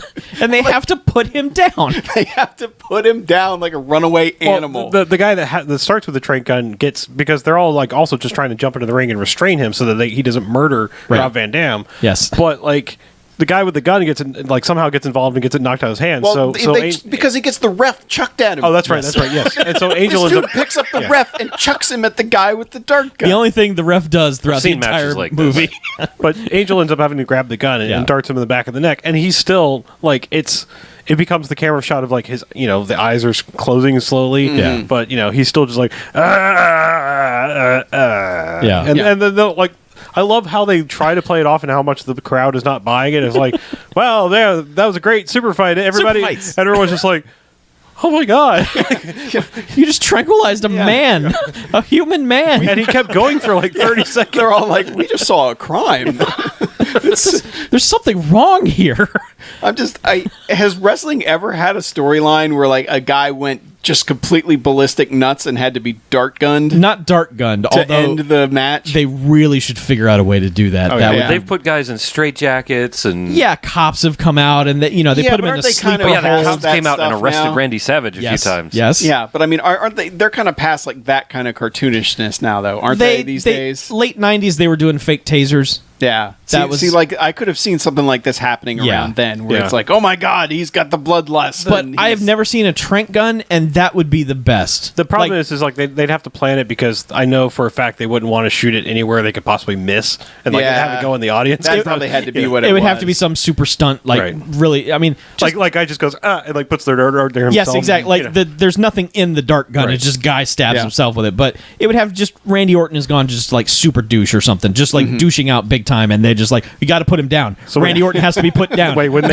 they be trank darting him all the time? They should, yes, okay. but like there's those moments where he just goes super nutty and just starts sure. banging on the mat, and Like, by God, he's got a family. yeah, it's just like okay, time to put Randy Orton down, trank him. Yeah, but anyway, ordered that it. ends And this then, fight. and then what happens is that he learns to like it, so he's tranking himself during matches, okay. All right. and the trank gives him superpowers. But anyway, sorry. I only thought of that because they tranked the Beast. Yes. right before they zap Right. collared him. I remember Yeah, that, that had shown up earlier. Yeah. But anyway, so that's fucked up. Mm-hmm. So he goes home. He and does the, go home. and the ninja attacks him And again. then just like, haha. And he's like, "God damn it, ninja! He's like, I told you, This they're is up my to some home." shit. Yeah, and he ends up pulling off the Well, because mask. he's got some more moves now. He's been being Yeah. trained, so Yeah. like he was Yeah. able to take on the ninja. and he knows the Tai Chi, so he can Right. use that guy's body against him. Yeah. But and he rips the mask off. It is Budokai, Uh-huh. and he's like, "What the shit?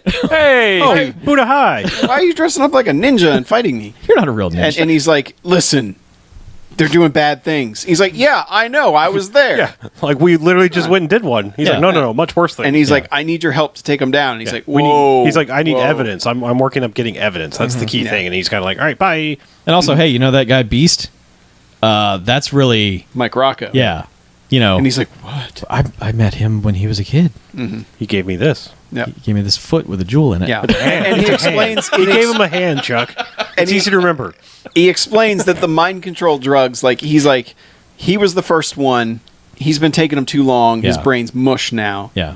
And some of us, and he says, like, "I'm too far gone." It's like, I've stopped, but it's too late for me. Yeah. You stopped at the right time. Yeah, I could tell that you stopped So before. you're the hero. You have to save us all. Right. And then, like, isn't it pretty much like, does he, he goes to dinner with the grandfather and the daughter, because they're having dinner and with a Nestea. No, that was way before. That was way before. Because that's the restaurant. That's the restaurant they robbed. Oh, Yeah. Was it? Yeah. Yep. That Oh, was- okay, my bad. That was a Yeah. meaningless dinner thing. But all right. Well, it just showed that finally he had the yeah, touch. he has the Yeah. he has the He has the power. glow. Yep. But so there's a scene with Sawyer where the brother of the guy who got his head chopped off in the fan shows up, and it's just like, you thought you'd kill my brother, huh? Well, guess what? And it's like, I'm gonna kill your hot secretary that you're currently banging. And he's like, I don't care, kill her. Yeah, not Angel. The No, one from just- the one yeah, from just original random- Tits Tits McGee from the earlier in the movie. Blonde secretary, Yes. and he's just like, I don't give a shit about her, kill her. Right. And this leads to him finally showing off that he has some fight skills. But also includes, there was one point where like they threaten to kill her, and he's like, like two guys have him held down on the desk, like with guns at his head. The other guy's got the blonde girl with that knife at her throat. And he's like, whatever, go ahead, and that like him saying whatever, go ahead and kill her, I don't care, is all set up so that he can like reverse kick the guy's nuts, which is like, they have guns in your head, like that might hurt, but they can still pull the trigger. He's fast. But he's fast. He knocks them out, and like the guy with the knife to her throat just starts backing up. And his solution for this is he just kind of takes a little bit of a running kick, not like a full on like off screen kind of kick, but he takes a pretty little leap and just kicks her right in the stomach. Like just so Oh yeah. And the guy's just like, what the And shit, the guy man? with the knife's like, dude. we might say the abdominal region, but in the general area that she goes flying back to along with the guy, and then he just beats the shit out of that guy. Yes. Yeah. So that's happened. And then at some point, Sawyer's like, the cops, someone on the inside's feeding information to the cops. Right. And it's just point A to point C at this point. Yeah, really, because it's like, oh yeah, well obviously, and It's obviously Budokai. right, and he knows this because now he invites Jack to go to, or I think Angel shows up and is like, I need Come you to with go me. to this thing. They call him on his sweet cell phone, the 95. yeah, his Yeah. flip phone. Yeah, and they're like, be here at, can you be here at 7? You need to be there at 7, and it's at this place down by the docks. He's like, all right, I'll find it, I guess, because he was just hanging out with grandfather and Sally. He's like, yeah, I guess I gotta go down there. And then he gets there, and Angel's there, and she's like, that's what it was. what are you doing here? Yeah. And he's like, she's like, bad things are going on. And he's like, yeah, I know, they called me, I have to be here. I was told to be here. What's going Yeah, on? I don't She's have- like, it's a cage match. Yeah, basically, they go inside, and it's a cage match set up where, not just a cage match, but they have this barbed wire piece of wood hanging in the middle. With like a tire, there's like a piece of wood with a tire wrapped around it, or several tires, tire treads wrapped around it, Yeah. with barbed wire over Yeah. that. Yes. And it's just sitting in the middle of the ring. And it's like, oh, well, that's an interesting feature in the middle of a cage. Yeah, avoid but that. It gets crazier than that because he's standing there. He's like, what the hell is this? And she's like, it's the super exclusive Fight Club.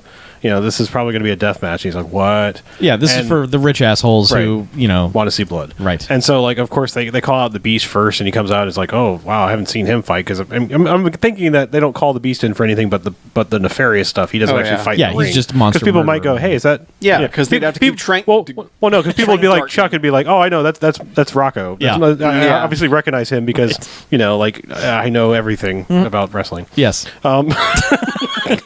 Well, I'm just saying, Chuck is that guy. Like when you're watching something, he's like, "Oh, that referee was so and so in 1983 for 3 matches," and One it's of like, those smarks. yeah. I'm a smart. Well, he's like a Jamark because he's like a genius smark or something. Oh. It's like he literally knows like, Mark. An animated Jmark.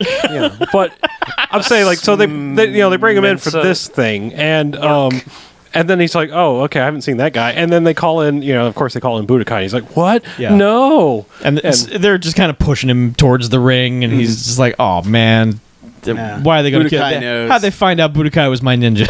My ninja. So yeah, so they go into the cage, 2 men enter.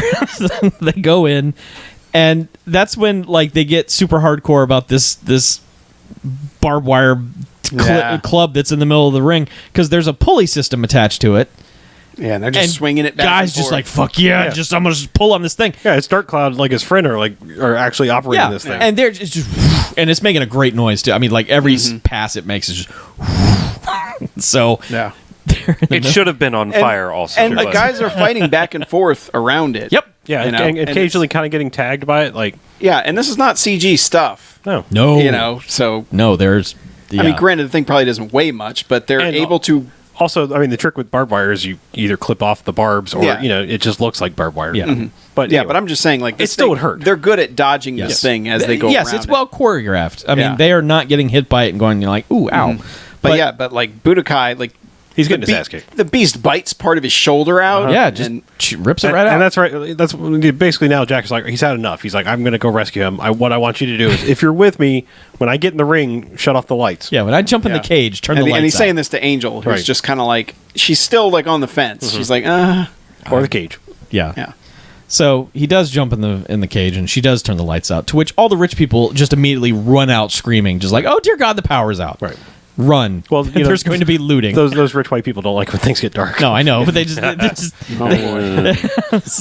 they're gone. They bail the fuck Yeah. out, and Sawyer's just like, what is this? Yeah.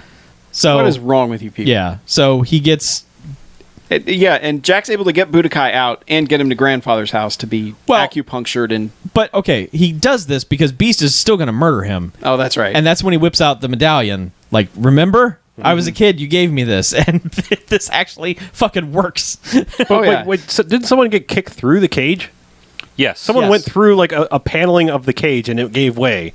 I don't remember how I that think happened, I but it think happened. he dodged the beast, and the beast just bashed Is that what it was? They over. got I out. just know there was a panel of cage that came flying off. Yeah, and like he was able to jump in the thing. And Yep. of course, you went clunk, and lights are off. And Yeah, they got the hell out.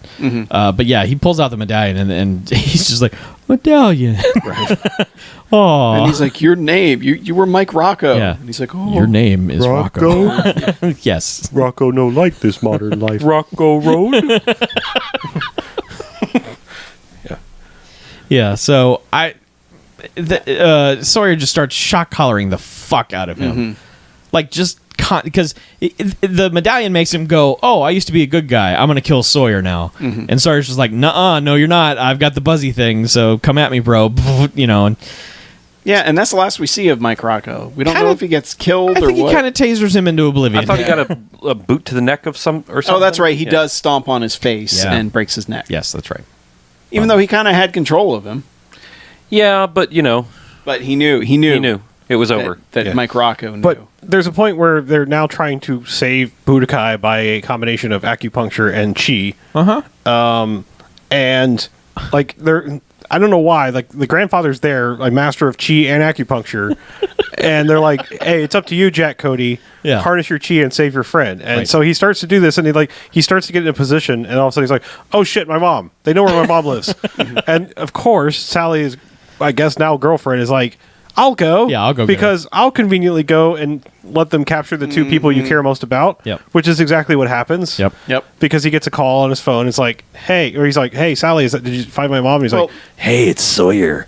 This is after healing Budokai by grandfather puts his hand over Budokai's head, and Jack puts his hand over Budokai's crotch. Yes. Pretty- and yeah, extracts his pretty chi. much. And they chi heal him. Well, he learned from Angel that that's how you determine blood pressure on a patient. Sure. Right. Yeah, obviously. You just go around touching wieners. Sure. I guess. Yeah. But yeah, and the next thing he wakes up on the couch with the phone and they're like, "Hey, we got your woman and we got your mom, so He's like, God damn it. it's like I'm she gonna- had one job." Yeah. I was like, fine, Sawyer, I'm going to get you. I'm coming. So Yep. let's go back to the cage. Right. Yep. Well, yeah, they go back. I guess it's the same location, right? It is, It it is. exactly. That's is. right, because the thing comes into play. again. Yes, it totally does. Yeah, But maybe the cage doesn't get knocked down here. Maybe it is in this fight. I don't know. maybe they put it back up. Maybe But they they, might, they might. they put the women in this little booth. It's like, here's a booth with a window. You get to watch. Yeah. And the mom is just me like, I hate your career choice, Jack. I told you. I told you this would happen. Your new friends were no good, Jack. Your father's ghost is very disappointed with you, Jack. How dare you? Yeah, so they have a fight. Yeah. Jack wins. yes. Just No, like I mean, I'm just saying, like they have a fight. Obviously, he wins. I mean, Super Yeah, but- fights, but super it's Sawyer- a really good fight. Sawyer has some awesome, like he does the whole like super fast footwork dancing thing yes. a lot. Yeah, and he's got these two like rings that have spikes on them. Yeah. That he used to murder the one guy in his office that he busts out here too, and he is just jabbing him into Jack like as Yeah. much as he's just But it doesn't really seem to phase Jack all that much. He makes a pain face, and then I think that's when he harnesses his chi and chi blasts his abdomen. No, but he eventually kicks him into a thing of barrels, which knocks out Sawyer for a little bit. Right, but I'm pretty sure there is a point where he chi blasts him in the midsection. He does. That's the winning maneuver. Oh, okay. That's how he wins. Yeah, because he has to take out Dark Cloud and the other guy too. Yeah. So he beats the hell out of them and lets the girls out. There's a good fight with rebars or metal poles or whatever, where they're just clanging them. I mean, it's just real actual contact. Well, that was one of the henchmen. That was that other right. henchman. But I mean, like during all this is a good 12 to Stalker. 15-minute finale. Yes, it is. Yeah. Of constant fight, Yeah. just constant fighting, and it's all Jackie Chan level chaos. Yes. Yeah. Pure And it's chaos. Yes, it is. Yeah, this is like, I think that this guy did the choreography on Ip Man. well, I know he did that, but I think he did, like, there's a Jackie Chan movie that ends in a factory. It's that one with the animated GIF where the guy slides down the railing. I think that's that Twin Dragons. He did Twin Dragons. I Yeah. think that's that Yes. one. And that finale of that movie is right up there with this. Yeah. I mean, it's fucking great. I mean, like the spectacle. It's a small warehouse kind of place, and they're using everything they can, but they use everything they can really well. Like, there's one point where he's just massacring Sawyer's leg, like beating the living fuck out of his leg, to the point where the fight doesn't progress for a second because Sawyer's like, geez, and like has to kind of rub it off for a second, like, shit, man, that really hurt. How dare you? Yeah, but eventually, like, what happens is Sally starts shutting the lights off, and is like, "You can do this," because he's done the chi punch thing at him, and his face is all bloody, and so he just kind of closes his eyes and is detecting, using his spider sense to know where Sawyer's attacking him. Yeah, and eventually, like, dodges a few, starts hitting, and they get in more fight, and I believe the finishing move is he jumps in the air and double kicks, like, both feet into this dude's chest, which just blasts him back through the cage into the spiked guillotine swinging thing with all the barbed wire. Yep. And that's what murders him. Telltale tire. Yeah. Yes. And murders him with a tire. yeah, Tire barbed wire thing. yes, barbed tire. And then and this is when the cops decide to show up. yeah, And grandfather's there, and everyone's like, "All right, great. I guess you won the super fights." well, okay, so okay. Sawyer goes flying into the thing and, dead. Like, hits this thing. He's dead. They cut over to Sally, who's still standing at the light switch, and she just goes, yeah! Like, a good, 3 seconds of her not reacting to anything, and then just both hands in the air. Yay! It's just... Oh, it's so good. I don't know. But I guess Angel died at some point because she got her broke Yeah, there neck. was a point when she started helping. Like, she was kind of like going either way. Like, even though she clearly helped earlier, I guess. Yeah, she's the Darth Vader at the end. Well, I'm of just this. saying they didn't. I guess Sawyer Emperor didn't notice. or Luke. Yeah, didn't notice, and so like when it came down to like I'm going to murder you and your family, she decided to help. Yeah. And got pinned up against some boxes for trouble, and like just not really kicked where you heard a neck break sound, but like just kind of pushed up against the boxes. Yeah. Sawyer murdered her. Yes. Yeah, but it just basically ends, it's just like, all right, well, that happened. Yep. Let's go home. Yeah. Yeah. They have a little celebration, and then we get the closing credits with. Well, they have the moment at the end where he slaps grandfather on the back, and you see his dirty handprint on his. And so it's like, aha! I touched you. Finally touched you. So I guess now he can date his daughter. Yes, Yeah. granddaughter. That's simple rules of dating his teenage granddaughter. Yes, Okay. touch me. All right. Touch touch me, and you can date my granddaughter. Just touch me, please touch me. All right. Yeah, Stargrove. Yeah. Well, yes. Yep. I mean, it's we glossed over it, but there is a straight up there's a Super Fighters song. It plays 3 times in the movie. 2 of those are way too close to each other, but then it plays again over the closing credits where you get a bonus rap, Yes, there is a rap verse. which, stay tuned to YouTube, my friends, because you are going to get a link to that. It's great. It's definitely Stargrove because it's basically one of the characters singing. Well, yeah, and it's like you think you know what you're doing, but you don't, and Yeah, well, it's straight up narrating the movie. One of the lyrics is "Me and Dark Cloud are doing this," so it's one of those characters singing the song. So, yeah, it's great. It's really, really good. So, Stargrove, absolutely. Yep. Now we rate it. Well, All right. Yeah, this is easy. This is fucking Five Jocks. This movie is fucking awesome. Like, we don't even need to say. I don't even need to say anything. This movie's fucking awesome. Five Jocks easily. Yep. Easily. Same sentiment. Just 5 super jocks. Everything we want. Everything. Yes, constant fight. I told you earlier, I was just checking the print and just scanning through it real quick, and I never stopped on a moment that wasn't someone kicking. And I was like, man, this is going to be it. Well, I remember when it started, I was like, I'm either going to be exhausted or exhausted and incredibly happy. Yep. And I was exhausted and incredibly happy. Yes. Yeah. So yeah, I Five Jocks, absolutely. Holy God, this thing is fantastic. Well, No. I hate to be the one to bring the party down. So I'm not going to be. Swear. Oh, boy. Oh, God, you're like that chopped judge. It's like, I got to tell you something about this meal. It's delicious. Or you're like the doctor on Arrested Development, wasn't it? Where it was like, I've got. Oh, yeah. He's not going to make it. Yeah. To the dinner tonight because he's going to have to be here. Son of a bitch! It's like, stop that. Yeah. Yeah. Gene Parmesan. Sorry. Man. No, This movie made us giddy, if you can't this movie tell. never stops kicking ass. And as kind of weird as some things get occasionally, it's really not that bad at all. Like, No. the action choreography is so good, which you should expect. But they don't waste a whole bunch of time with really dumb side plot shit. No. And they just don't really waste a whole lot of time in general. Like, if they're not kicking ass, they're pretty much on the way to kick ass. Yep. Yeah. Yeah, and the side scenes, there's always something cool happening in those, Yes. too. Yeah. They're also taking names because people don't have names in this. There's just grandfather and Yeah. Dark Cloud. Dark Cloud. That's a name. Enforcer. Name. That's a pseudonym. Yeah.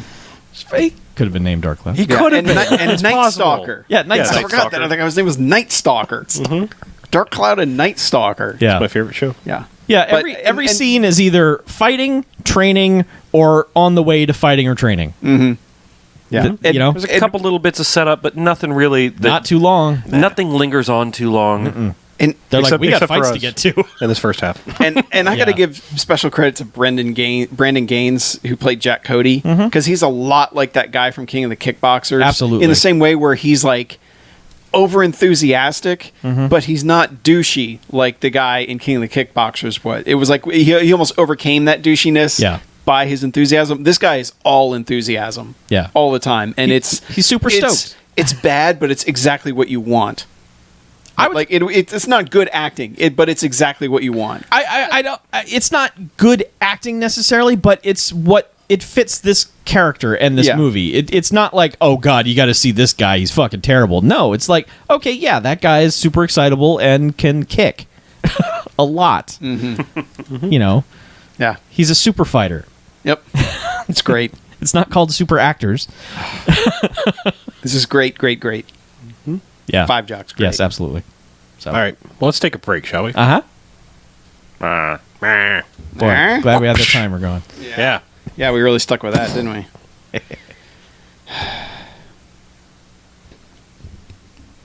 I literally stumbled across this movie. Like, it was not on a list. I could have sworn Maybe. Jody sent it to us. Really? It was either this or I think she sent both this and Shoot Fighter. Okay. Because I know you were looking for Shoot Fighter and couldn't find it. We were going to do Shoot Fighter this week, but the print of that is fucking terrible. So I was like, you just go on IMDb and it's like, what movies are like Shoot Fighter? And this was one of the 6 that it recommended. And I was like, well, I've never heard of that. I'll watch the trailer. And then maybe 30 seconds into the trailer was like, oh my fucking God. Yeah. This movie has to be found. So, man, oh man. It's good. Real good. Woo!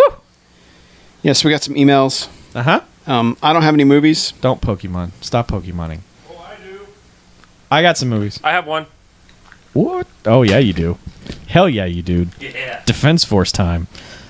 I have 2 movies. Did you follow follow me on my journey of anything I mentioned this? No. Okay. The things you mentioned are things I can't do until later. All right. You know. No, I don't know. But all right. I do this thing, a 31 thing. Right. That's when I do those things. Okay. You can't watch this movie. Okay. I've seen that series enough to where I can hang in a conversation with you.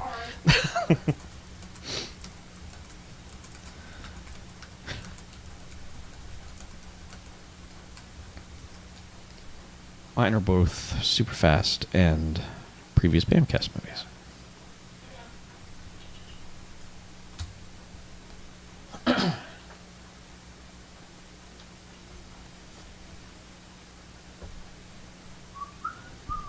I just bonus live stream content. I watched all 7 Police Academy movies. Yeah. Don't do that. Don't do that. Tell them Yeah. which ones they should watch. 1 and 2, Yeah. maybe 3 and 4 if you Yeah. want. 4. Come on. 4 is the third best. Like Yeah, it goes okay. 1, 2, I was gonna 4. say. So, and 4 has a scene that was filmed right here in town. But man, 1 and 2 are the only 2 I would say are good movies. 3 and 4 are tolerable. What's the plot of 2? 2 is they go out into the streets, and Bobcat Goldthwait is a gang leader who is Oh. terrorizing Dr. Johnny Fever and his precinct. Okay. That's right. Yeah. So that's the first one's them learning to become cops. First one, the they're second one, terrible. there's no trainees. academy left. They're just No, they are not in the academy. Yeah. They are out in the field. And then the third one, they go back to the academy. And the fourth one, they are just at the academy. So they have citizens on patrol. Yeah. Yeah, Cops. totally. Yes. Cops. Cops. And Sharon Stone's in that one. She's in a balloon at the end. She is. David Spade's in it too, and Tony Hawk. Oh, Tony Hawk.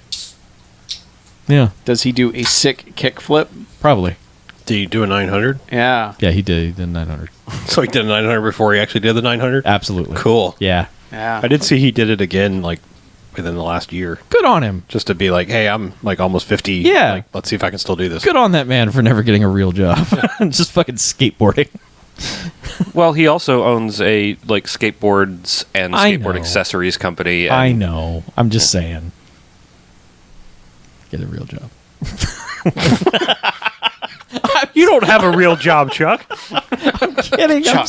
God, I'm kidding. You have the fakest job of you any watch job. here. movies I'm- all day. I'm just fake Make mocking videos. this guy. Like, you know, it's just like, what, he fucking gets paid to skateboard? Fuck. That guy.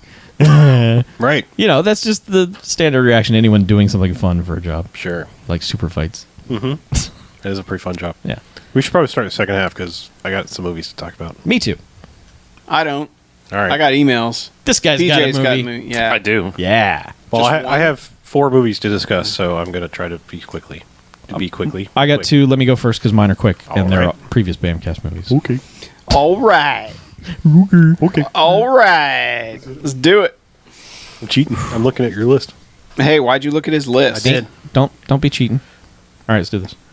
Cheat.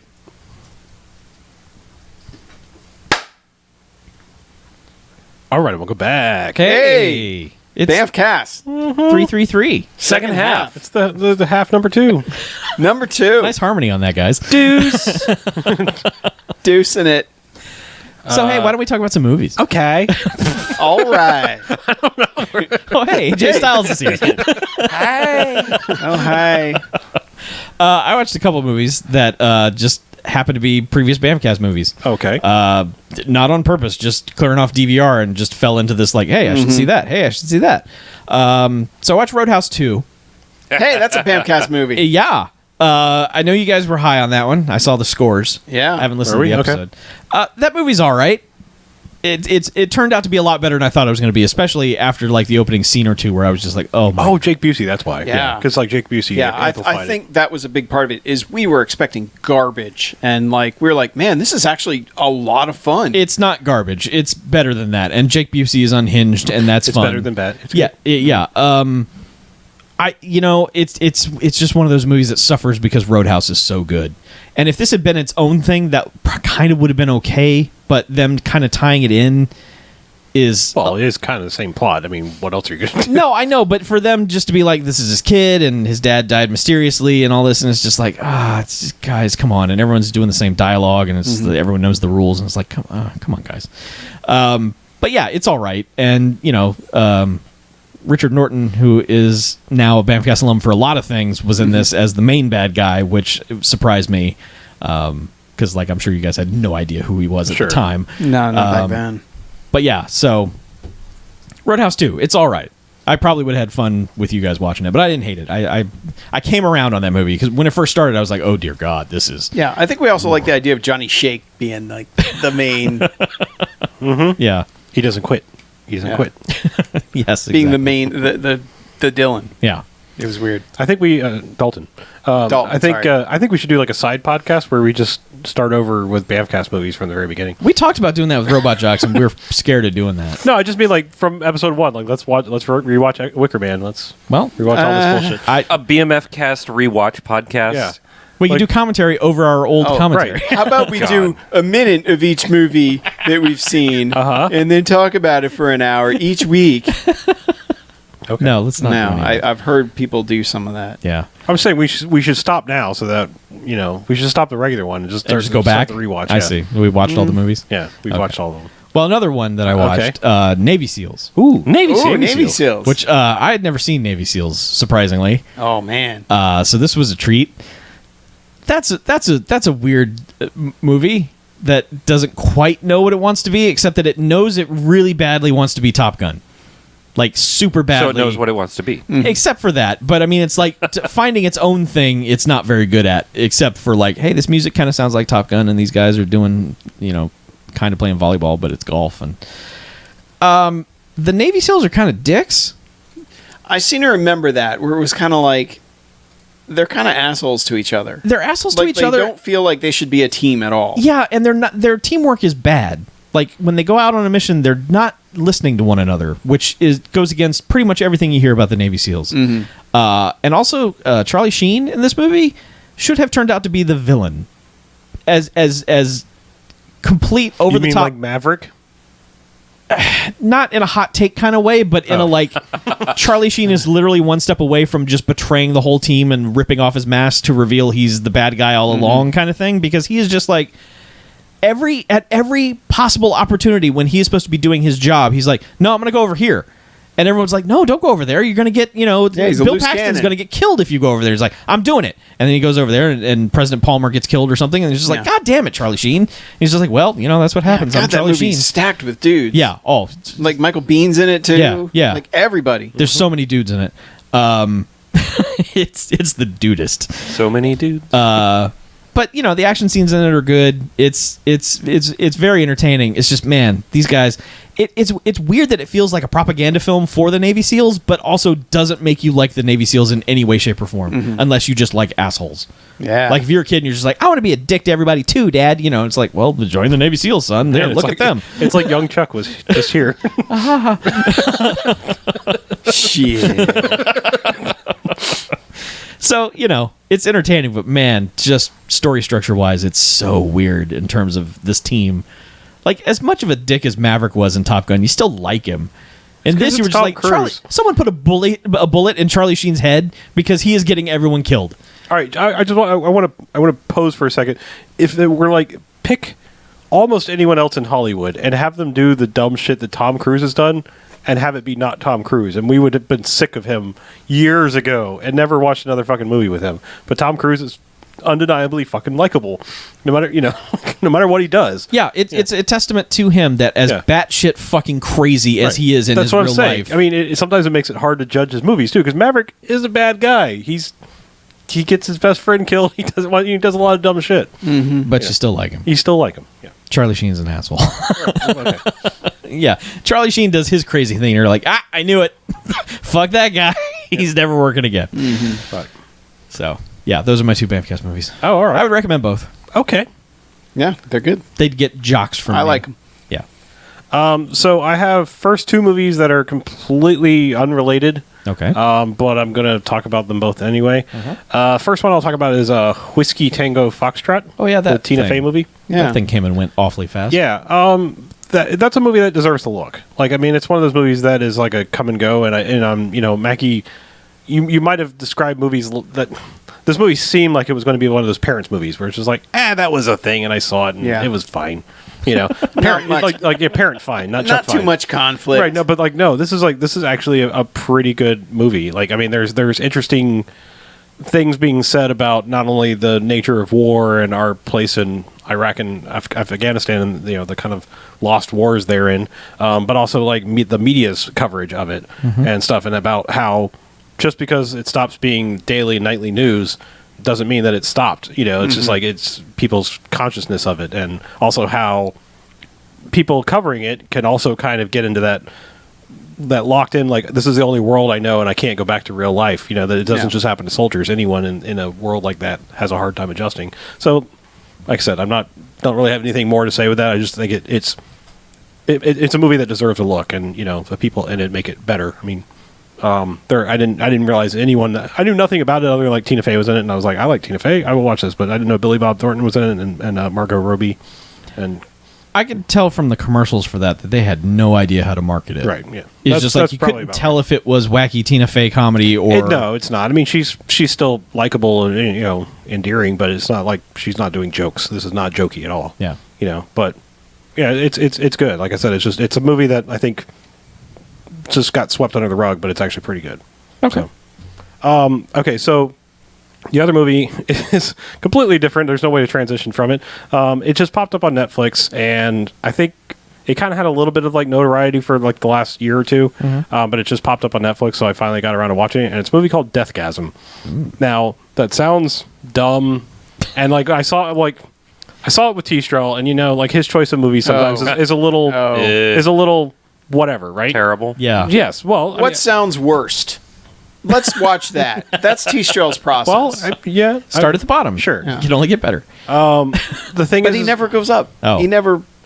right. Yeah. Well, like, this is one of those movies I was like, all right, like, you know, my takes on like John dies at the end and things like that. You know, as soon as you very well stated, I don't like ironic movies, so I was afraid this was going to be a super ironic movie. You know. It turns out it's not. It's actually like a really good movie. Isn't that ironic? I would actually highly, highly recommend it. So, in a nutshell, the plot of the movie is it's a New Zealand movie. So the kids are in New Zealand, have funny New Zealand accents, you know, whatever. But they're big heavy metal fans, and they're in high school, and they like dream of being like death metal band people. They find some pages, and it turns out that like it's like actually like an ancient song to like summon demons and shit. Sure. So it's kind of like that whole like, okay, you know, this thing we kind of worship but only on the surface like becomes reality, and how would you deal with it kind of thing. You know, like everyone, you know, goth people don't actually want fucking vampires around them. They would freak out and pee their pants and run away. You know, that kind of thing. It's like, you know, it's like this is the thing it's like part of our culture or whatever, but we wouldn't actually want it around, and it's kind of like that. So I would say that the best way I could describe this movie is like the first half is like if Edgar Wright or Joseph Kahn directed it. Oh, I mean, it's smart in like that way, and interesting little cuts. Now the whole thing is like a giant homage, because like I said, the first half is like pure Edgar Wright, Joseph Kahn, kind of like, you know, smart, snappy dialogue and quick cuts, and, you know, interesting ways to transition from scene to scene. And then when the shit starts going down, it becomes a pure love fest for Sam Raimi. Oh, I mean, it is like, but like in a good way, not like we're kind of shitty at this, but we're gonna give it a try anyway. So this is this person's first feature length movie, but the thing is like where a lot of people would be, you know, Kevin Smith would bring their friends along, and people that, you know, I can write good dialogue, but you can still tell he's surrounded by people that aren't actors. Right. This was like they got real actors. Oh, good. Like, yeah, like these people are good. You know, it's not just like it's clever and it's good in a low budget way.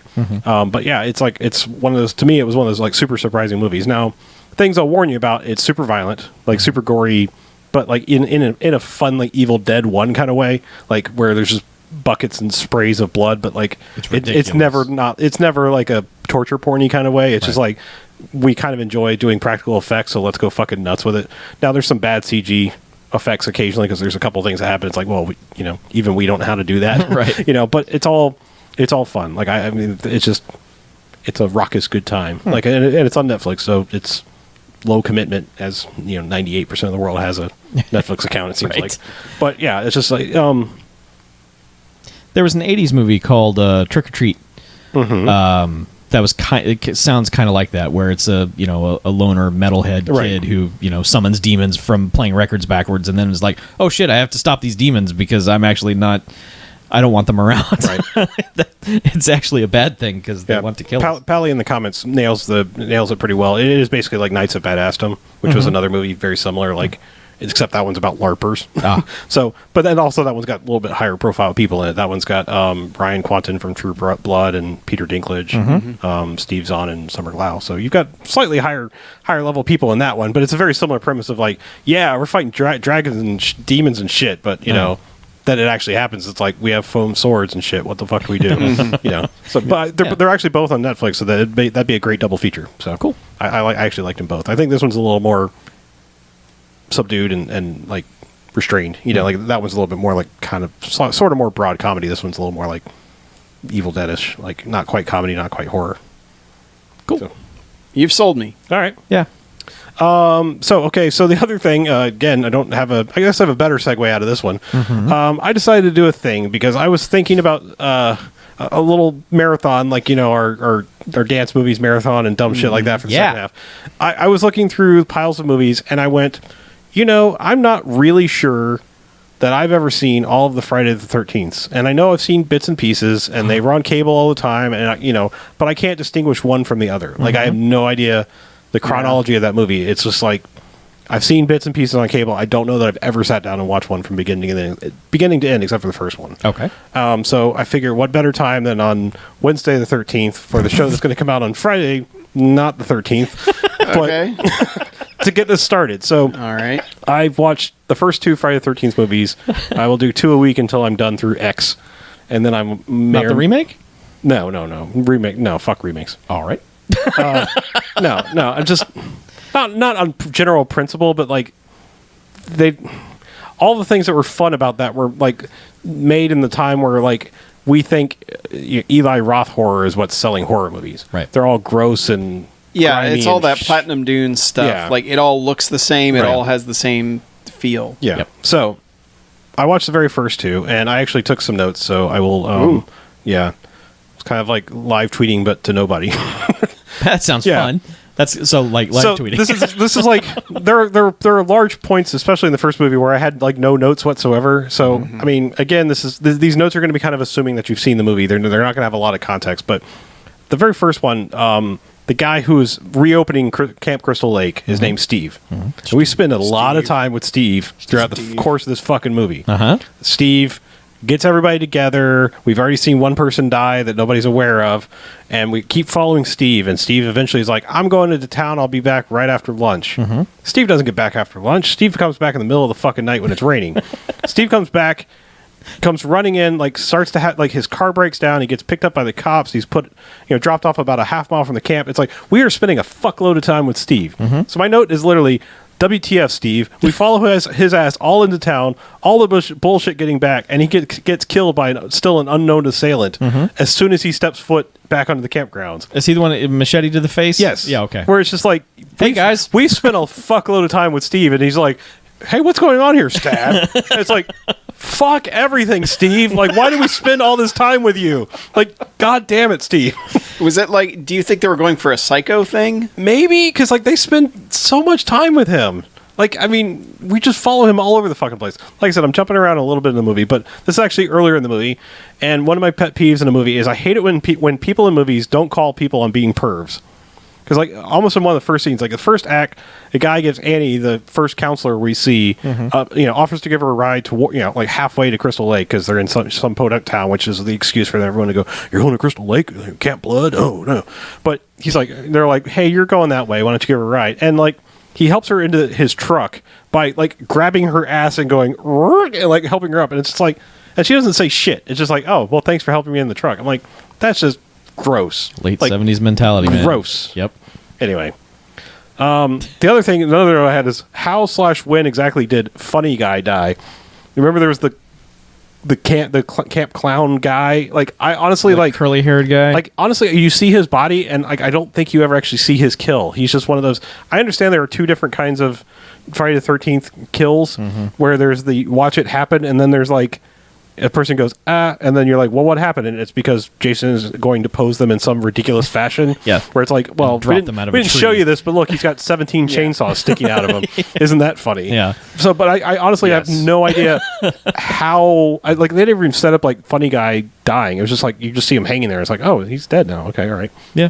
Anyway, so the other last note I have is I need a little bit of context. So the main girl in this, all throughout it, it'll make more sense when I give her a nickname. It says people with this little survival instincts, as our main girl, Leaf Garrett, should never survive horror movies.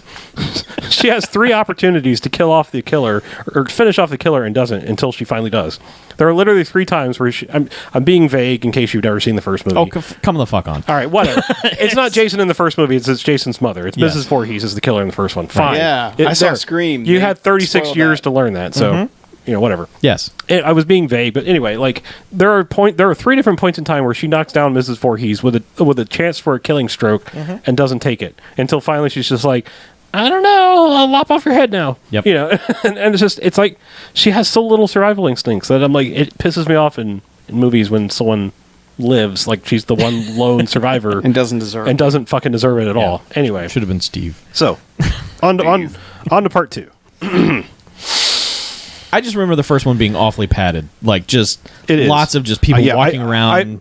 I said I started to say, but I don't want to like prejudge. I've never liked the first one. I don't It's either. one of those ones where it's weird to me that the phenomenon started with that one because the first Friday the 13th is excellent, and they get progressively stupider after that. I know, or Nightmare on Elm Street. I'm sorry, Right. Like the first one is a legit good movie, and then it's like they just get goofier and goofier as they go along. Halloween's the same way. Okay, But yeah, the first Friday the 13th, you're just it's just boring. Yeah. Like it's just like it's dull. Yeah. Anyway, on to part 2. My first note is, oh good, Leaf Garrett is back for this one. yep. When I'm like, Get ready for that trend. I'm like, shit. Yep. And my next note was, nice turtleneck and overalls there, Leaf. I'm fine, Mom. Osh, gosh, bagosh. Because she has a phone call with her mom. That Yep. was my notes. Yep. It's good. Then I put a note, cat scare number 1. I'm going to keep a running cat scare tally throughout all these movies. a good idea. Cat scare number 1 happens in the cold open of number 1. Okay. And so my next note was when I'm starting to like, God damn it, more Friday the 13th. What are they doing? And all of a sudden my note was, okay, movie, your cold open is fixing my problem with number 1. Let's go. I'm in. Yep. Yes, it does. Because they kill her. They kill the girl that shouldn't have survived the first one right in the cold open, which fucking A. Like fix the first movie. I'm sorry, but like Leaf Garrett didn't deserve to die. She had no survival instincts whatsoever. So anyway, next note in the new boss, the guy who's now like 5 years later opening up the not quite Camp Crystal Lake, but the Camp Counselor New Steve. Counselor Help Center. I don't know. It's a place where they're going to teach camp counselors to be better. Yeah, it's not going to be an actual camp. right. 5 Which years is later. really a good excuse for them not having any small kids around. Which I'm realizing they're probably going to have to figure out a way, or eventually they're just like, fuck it, there's kids here too. Part 6 does a really right. good job with kids. All right. So one of my first notes is pretty sure the new boss actually works for Jason because he gives one hell of a hype man speech. Like the very first time they sit down at a campfire, he is talking. right. He is talking up Jason like Yes. he is this force of nature and all this shit. And I'm like, all right. So another person they bring back from the first one was Crazy Ray or whatever his name was from the town, the old guy on the bike. Unshaven old man, yeah. So I went, oh, Jason killed his original hype man. Maybe the boss man is working out and he was made redundant. Because in the first movie, you had crazy old hobo guy basically telling us how awesome Jason was. Camp Blood. Then my next note, it starts to become a little bit different because I went, God damn it, that dog better be okay, unlike the juxtaposition would have you believe. And very shortly after I put, yep, fuck you, movie. You had me and you lost me. Oh, right. Yeah. Because there is a little yappy dog that Yeah. runs up to Jason's feet, and then they juxtapose to this cut of hot dogs They frying on juxtapose? Yes, they Yes. juxtapose onto a grill frying hot dogs, and I'm like, God damn it. Yep. And so, next note was, this is now getting in fully. Like, the best thing about number 2 is like there's a whole bunch more counselors, and they're a little more different and have a little bit more interesting personalities, except for like girl who barely wears clothes throughout the entire thing. That's a good personality. I suppose, but my next note was, I guess when you kill a dog, killing a paraplegic and then rolling him down a flight of stairs is nothing. Oh, yeah. I mean, wait, what the fuck? Because there's a guy in a wheelchair where, like, as soon as you see him, you're like, well, I guess he's surviving. The movie's like, no, he's not. No, he's not at all. He absolutely is he not. Was about to have it. He was about to have a session of sex, and that's your death warrant in a Friday the 13th movie. Yeah. Because not only does he kill him, he chucks his lifeless body in the wheelchair down like a flight of stairs. Mm-hmm. So, anyway, my very last note, and I'll stop talking about these for this week. Okay. Never mind. Dog fine. We're all good here. 5 stars. Because they pulled a total swerve. Because there was somebody walking in, like, there was 2 kids that were like, well, we got to go to Camp Blood. We're right next door. We got to go see this place, right? And they're walking through the woods, and they find this mangled corpse of an animal body, and with teeth that look like little Muffy or whatever the dog's name was. Mm-hmm. And then, like, towards the end of the movie, Muffy comes running up, and they're like, "It's okay." And I'm like, "Fine, 5 stars. We're good. This movie's great." I love Friday the 13th Part 2. It fixes, like, literally everything about the first one that I did not like. Oh, good. So, I don't know where it's going to go from here, but Part 2 is great. Oh, it's going to go places. Part 2 is great, and I can't wait for more now. Because the first one, I was like, what have I done? I might not even make this a thing. Now, do you have the 3D version for 3? I do not.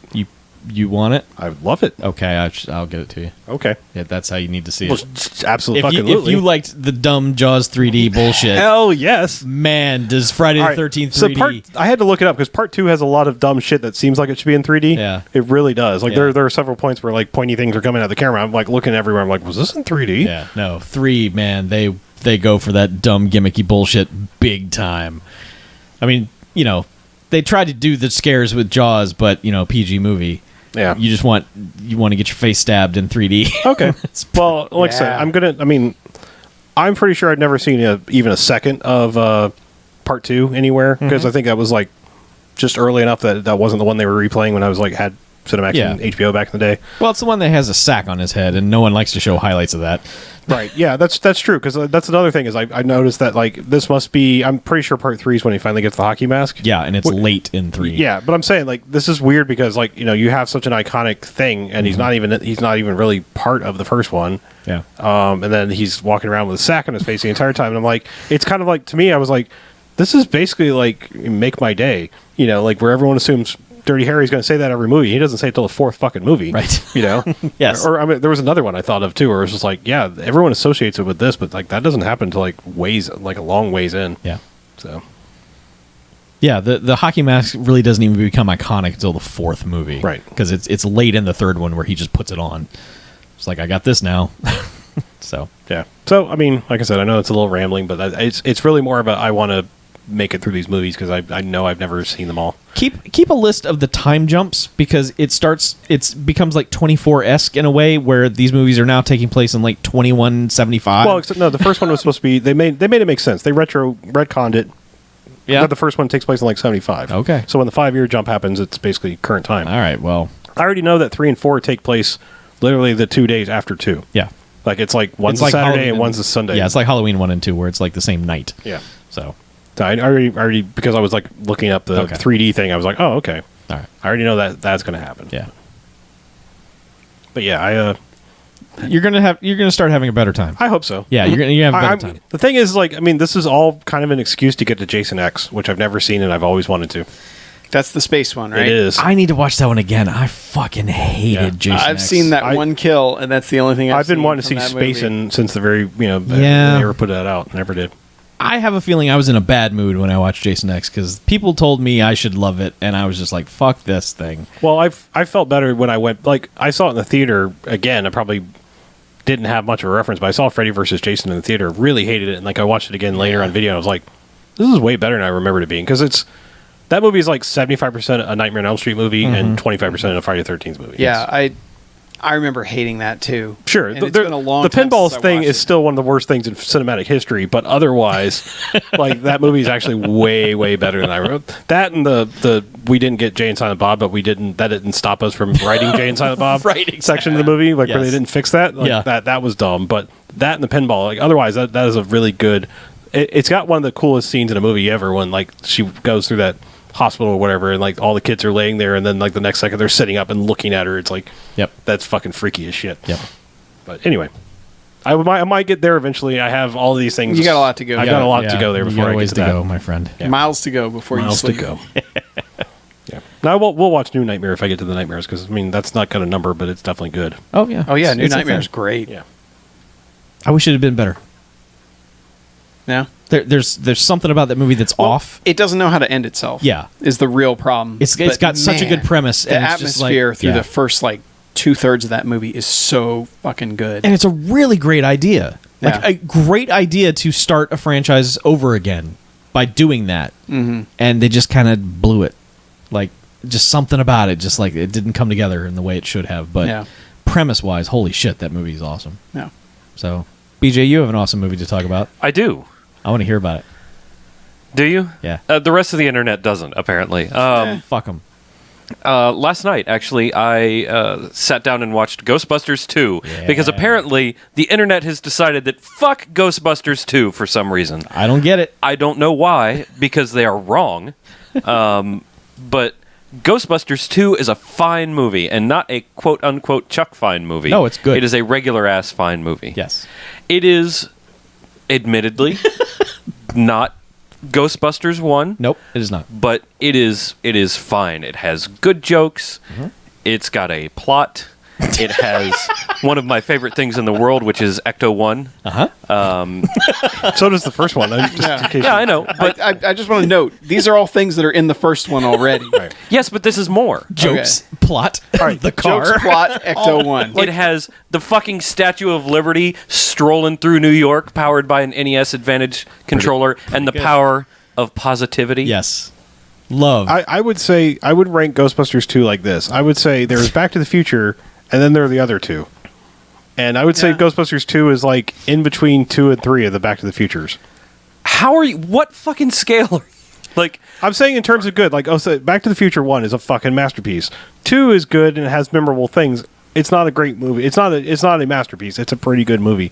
3 is just like what the fuck. okay. Like 3 is just like why are we watching a fucking Old West thing? I mean, it's not bad, but it's like why nobody wanted to watch this, like except for Robert Zemeckis apparently. I'm saying like Ghostbusters 2 is like better than Back to the Future 3 is to the first one, but not as good as Back to the Future 2 is to the The first way one. I see it, it's the Revenge of the Sith of the series. A lot of people will defend it because they wanted it to be better than it was. Oh, I don't know. That's pretty harsh. Ghostbusters 2 is the Return of the Jedi of the series. It's still good. It's just not Star It has some Wars. really good pieces, but not the entire thing, Yeah. in my opinion.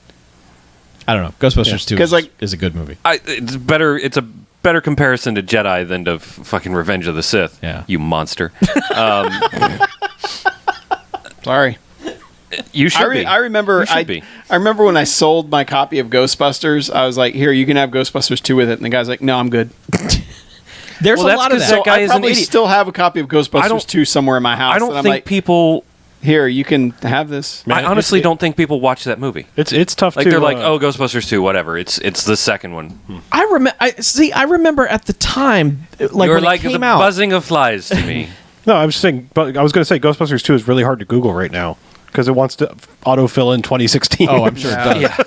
I'm like, no, Just no. use II. I apparently yes. I mean, that summer, the summer of '89, is like heralded as one of the best summer movie seasons ever, and Ghostbusters 2 is held in regard with those, and it's usually people point to Star Trek V and go, "That's the bummer of that summer movie season." But you had Batman, you had Last Crusade, you had Ghostbusters 2. That was the first summer that felt like everything's a sequel, aside from Batman. Everything's a sequel, and everything's a collectible cup. Oh yeah, Like everything, every week there was a new thing. I think that is what people remember is all the Marketing? all The all marketing toys was out of and control. shit. Yeah, And they go, oh, it was just a fucking cash in, and it's not. there's a just because there's a shitload of merchandise. I mean, look at all of the merchandise for everything you fucking love. Yeah. Mhm. Look, you can buy a wrestling loot crate. You can buy a whatever loot crate. Yeah, they market everything. I'm with you, BJ. I It's- don't get the hate yeah, for yeah. Ghostbusters 2. I really don't. It's really a pretty competent movie. The effects don't necessarily hold up as well. I think they cheaped out a little bit on that. It was a busy summer. Yeah. How about this? Maybe it's more like the Temple of Doom to Raiders of the Lost Ark. I don't like Temple of Doom at all. Well, that's. I mean, I like Temple of Doom, so yeah. I mean, it's like it's fun. It feels sort of rehashed, but and also just like they turned up the joke meter a little too high. Like the first one was like played it close to the vest, and like we're saying funny things in a frightening situation. I still, when you compare two movies like this, I still have I've lost track of which one you're talking about. Well, I'm talking about both actually. At this point, I'm saying like Raiders of the Lost Ark is like it's got funny moments, but it's like it's played close to the vest, and it's like we're gonna almost joke out of fearful situations. And Ghostbusters 2 is just like we're telling the jokes now. Like I don't know. It felt more like direct and forced, than the first one. I guess I'm not on the Ghostbusters 2 hate bandwagon. I'm stating how I feel. Okay. About it. That Cheech scene is weird. Like, why is Cheech in the movie? I don't know. I have no idea. Just with his mouth open. He was around and was like, "Hey, Cheech, you want a dock worker?" Yeah. Oh, okay. Yeah. Yeah. So maybe he was working on the docks. Yeah, it could have been. Kind of the end there. So. Yeah, I mean, there's some weird stuff. They toned down, like they scaled back the adultness of those movies. It's less scary, and apparently it's he doesn't get a ghost blowjob in that one. Yeah, nobody does. Oh, weird. I know a lot of people were like, "I don't want Bill Murray fawning over a baby." But it's cute. Like I know it really works. He's not really fawning over it. He's just making jokes. He's Bill Murraying over it. He's picking up a baby and making Bill Murray jokes and voicing the baby and doing stuff. Yeah, and like apparently it's the sort of the tone of the movie is a direct result of the popularity of the cartoon. Like it was super popular with kids, so they just dialed it back a little bit. And I think it comes out like totally fine. It works. Janos is the fucking man. He is the that fucking man on a regular basis. He is the best thing in the world. Like when he showed up on 24, I couldn't take it seriously.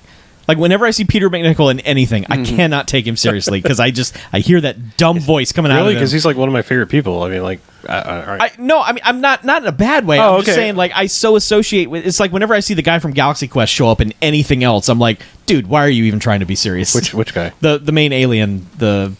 From what the fuck was that?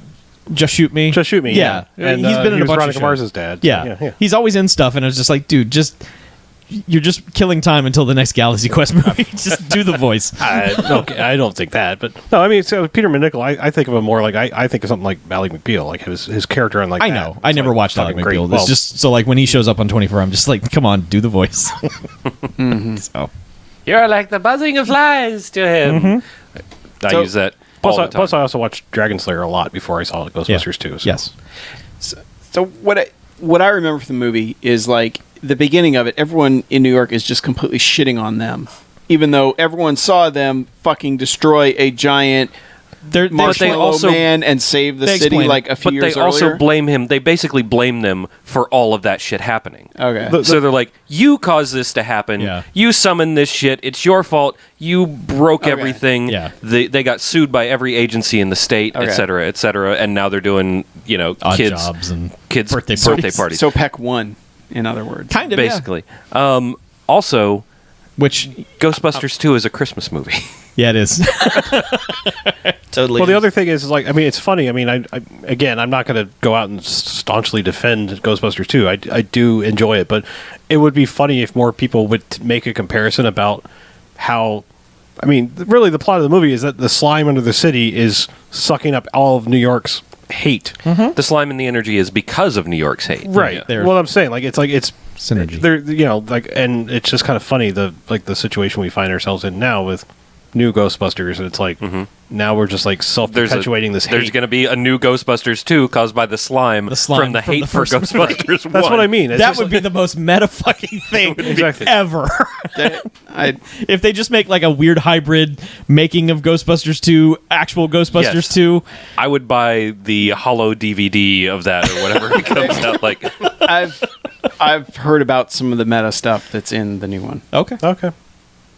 Yeah, we'll see. That I'm not saying you might not be totally far off. All right then. They might not be waiting for the sequel for that. Okay, that sounds pretty good then. I'm not saying I'm not going to watch that movie. Based on the director's past things, the fact that it has Melissa McCarthy and all of that, it's like I don't think I'm going to go see it in the theater. I will watch it one day. I'm not that kind of person. I'm not insane. You know. I mean, you are looking at the bodies of work that I'm not for doing the it. people I'm that not are doing in it the to movie. take a stand or anything like that. I don't give a shit. I mean, We understand you're not seeing it because you're a dick. You're okay not with women, is what you're saying. You like women. I do like women. Okay, cool. Yeah. I think we all like women. Ladies here. can do most part. stuff. Yeah, Yeah. they can. We have to get used Ladies to can that. do stuff now. Yeah. No, but I understand that Ghostbusters 2 was not as well received as Ghostbusters, but for people who just flat out say Ghostbusters 2 is garbage, like, no, you're garbage. Yes. Stop it. Yeah. So, Well, yeah. Ghostbusters, the new one, is an hour and 56 minutes. That's long. Under 2 hours, though. Well, it's not a Judd For a Apatow Paul movie. Feig. No, Paul Feig had problems, too. Yeah, but most of his, they were produced by Apatow, weren't they? Wasn't Yeah. like Bridesmaids and stuff like Yeah. that produced by Apatow? So.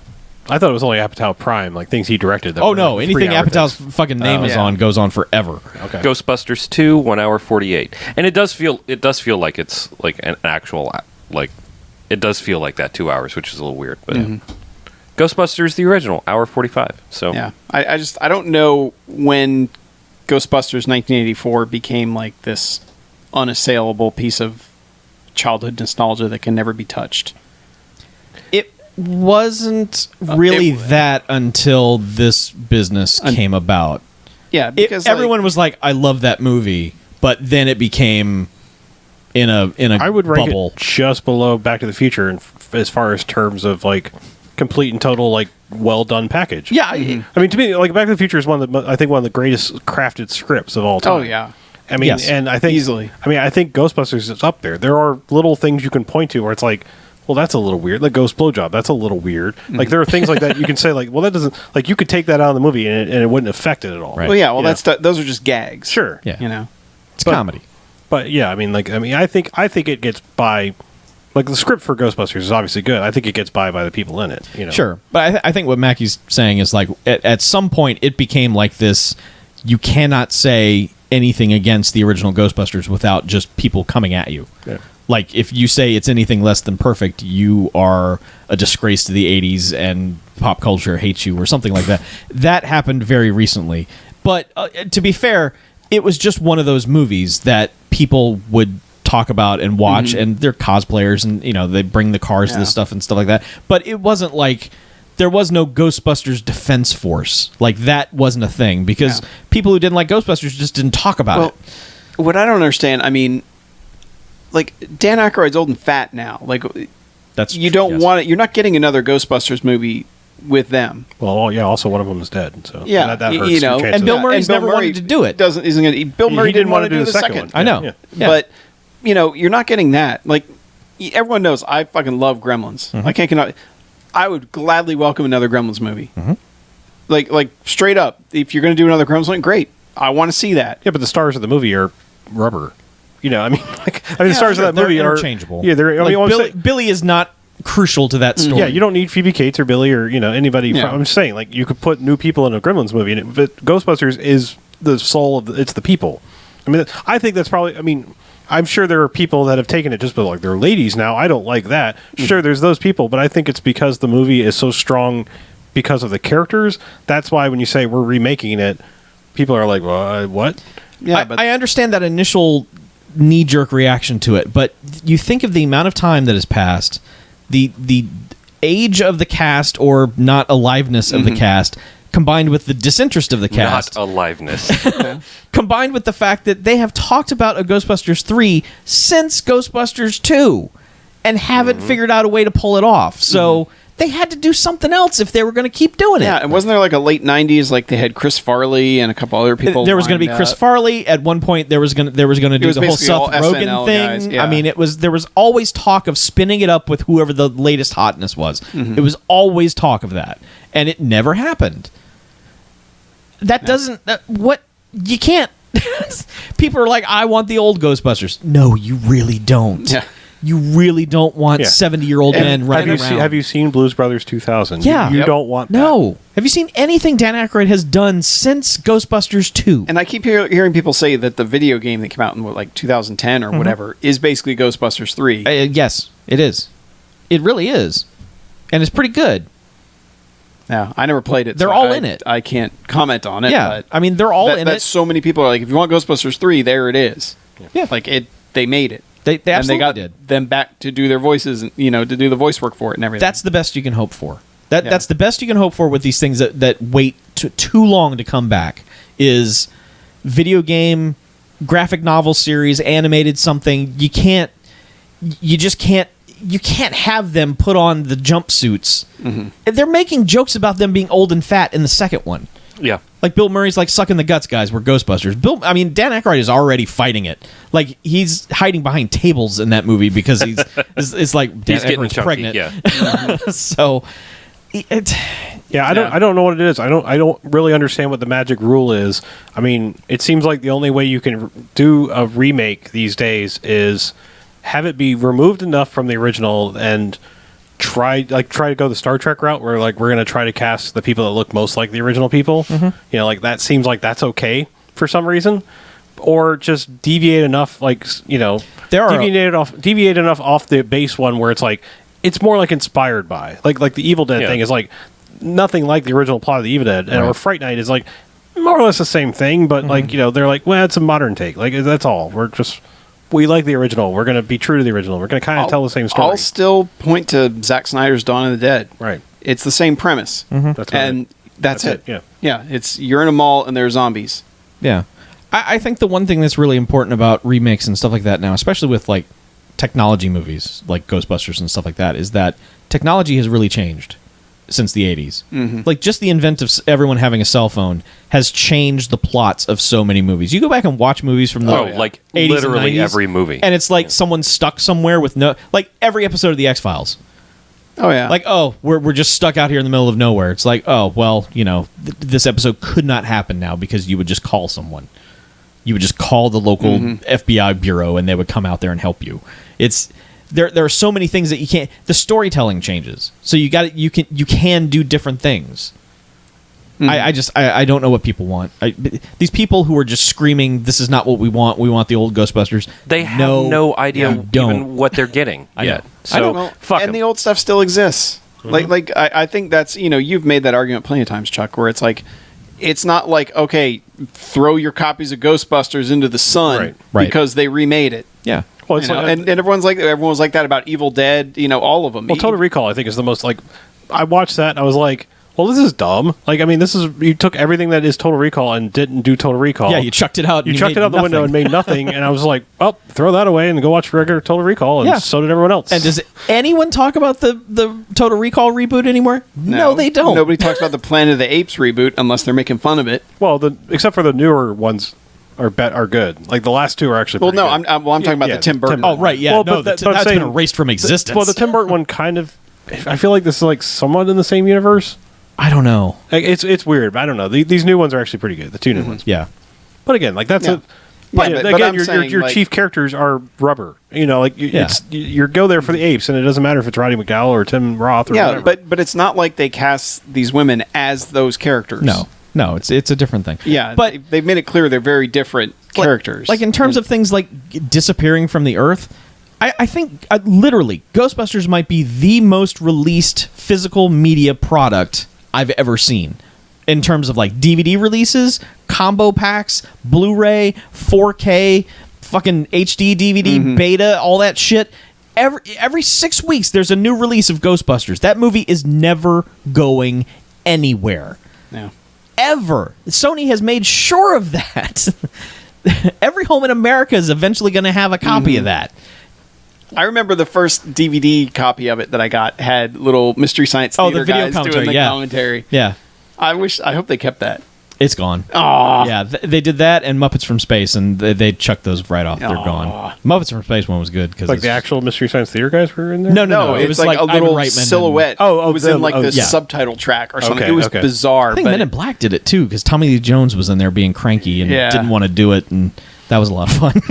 yeah, I miss DVD features. Yeah. Again, So anyway, streaming. shut the fuck up, internet. Yeah. You're all a bunch of fucking idiots. You guys want to do one voicemail? Sure. Didn't know I was playing it. Yeah. I do. You kind of sprung that. I'm one not on me. blaming you. Sorry. I'm blaming society. It's Vamp. I had a couple there are a couple emails, but we really only got time for. Let's do the voicemail. And You guys see anything else on the internet? Do we want to give that guy's other shout out or whatever? we'll do it next week. All right. We're gonna do it. Hey, you want to talk about Reddit while he's pulling up of? Yes, thank you for reminding me, Chuck. No, don't talk about Reddit. No, not No, specifically no. Reddit. Just something specific about us. Oh, Here, the, let's the start all over though again because that's going to be a mess for you to try to. No. This is cobble fine. something We're revamping.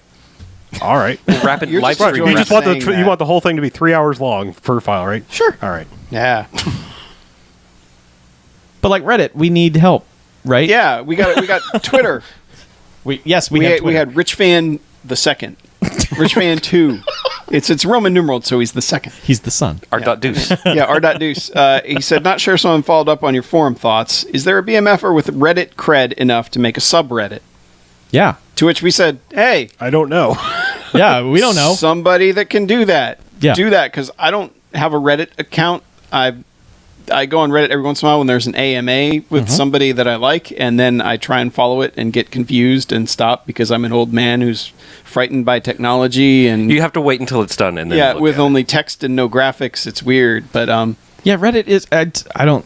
We're all old, and I don't get it. But but that sounds like a good place to do that. So if anyone out there has enough Reddit cred to make subreddit, credit. yeah, yes, credited it.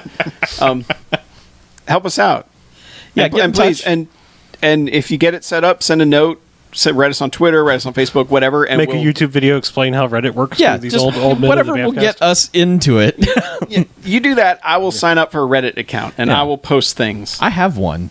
I Really? don't know how I know. it works. Is it the real Chuck Yes. trademark? The real Chuck Fine. At the real ghost Yeah. chucksters. I like it. Yeah. No, it's not that. The buzzing of flies to chuckles. Yes.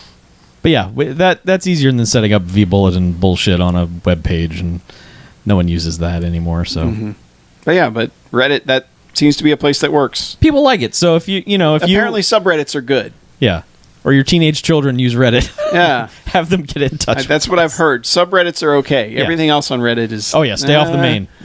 The main is bad. All right. I've heard it's a wretched hive of scum and villainy, but It's one of those. the thought that subreddit's Wait, I fine. thought that was 4chan. 4chan is just fucking illegal. Reddit at least yeah. has information on it. 4chan Reddit is like skimming the cream off of 4chan, which Yeah. is also really gross. Yeah. 4chan's just like snuff films. Yes, and, exactly. and hate speech. It's all that stuff Nick Cage was looking for and in memes. 8mm. Yeah, and memes. Dank memes. Yes. Was it 8chan? I wasn't aware it was 8chan. Oh, 8chan's even worse. Oh. Don't even say 8chan. Sorry. Yeah, you don't say it again, or else something bad happens. I can't. If we say it I the can't third speak- time, Yeah, do- yeah. No, we just summon I it? cannot speak to. Just call it the Ocho. I cannot put words. Put power to those words. Okay. Yeah. All right. So yeah, Hey, I was told we had a voicemail. Do we want to hear it? I do. Yeah, I Let's- guess. Please. Which I assume one it's is the it? one from 10 days ago or so. I mean, we haven't had one in a while, so it's got to be this. Hey, BMFcast, Matt from Canada here. Been listening for a little bit, and I was wondering if you guys have ever heard of a Neil Breen before. Basically, Neil Breen is the mix between Tommy Wiseau and David Lynch in the most awful ways. If I have to make a movie suggestion from him, I'd have to say anything but Double Down. If you start with Double Down, your brain will just melt out of your skull. He also has a tendency to use the exact same headshot for the cover of all three of his movies, which is hilarious if you look at his IMDb. Keep up, guys. Thanks a lot. Have a good one. Yes. We know, like, Fateful Findings has been kind of That did come up, didn't it? on the radar for a while. It was one of those that, like, to be honest, other shows had kept doing. So we were like, we don't want to do it that close to anybody else covering it. But yeah, like that. And we kind of needed to be in a mood because all his stuff is so completely what the fuck nonsensical Yeah. that I do remember this coming up. I think we've almost done that one a couple times and run the risk of being like, no, we're bagging the shit out of this, even though like it, much like The Room, it has its charms. So Yeah. yeah, It is- if we do one, it's going to be Fateful Findings. Yeah, and that one's streaming on Amazon Prime. So Yeah. so that's a plus in the plus column for this guy. Yeah. and apparently, yeah, according to him and other people, we got to work our way up to double down. Okay. You can't just start there. You can't just jump right in the deep end. Okay, that's like signing up for a Reddit account. Just being like, hey guys, Yeah, we can't do that What's either. up on Reddit? So And let's then- get on Reddit first. Yeah, and then you just won't understand the dank memes that are flooding over you. Yeah. I don't want them flooding over me. No, gross. Yes. I'm Yeah. setting up the BMFcast Reddit account right now so that we don't accidentally Okay. get that Okay, fucked thank you. up. Cool. Good. Done. Good. Thank you. It's same typical Okay. passwords and such. Yeah. Sweet. But yeah, we'll be watching Fateful Findings. Don't worry. Sure. Why not? One day. It's on the list. We all have to be in a good mood, though. I think that's going to be key.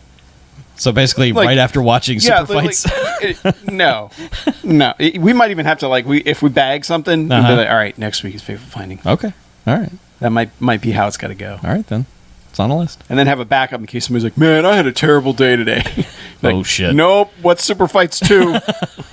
Is there a Super Fights 2? More Somebody find Super it. Fights. Yeah. Return of Super Fights. Fighter. Super Fights lives. Man, why don't we just make that movie? Super Fighter. The death of Super Fights lives. What happened? Yeah.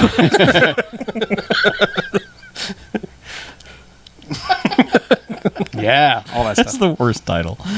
What happened? What happened?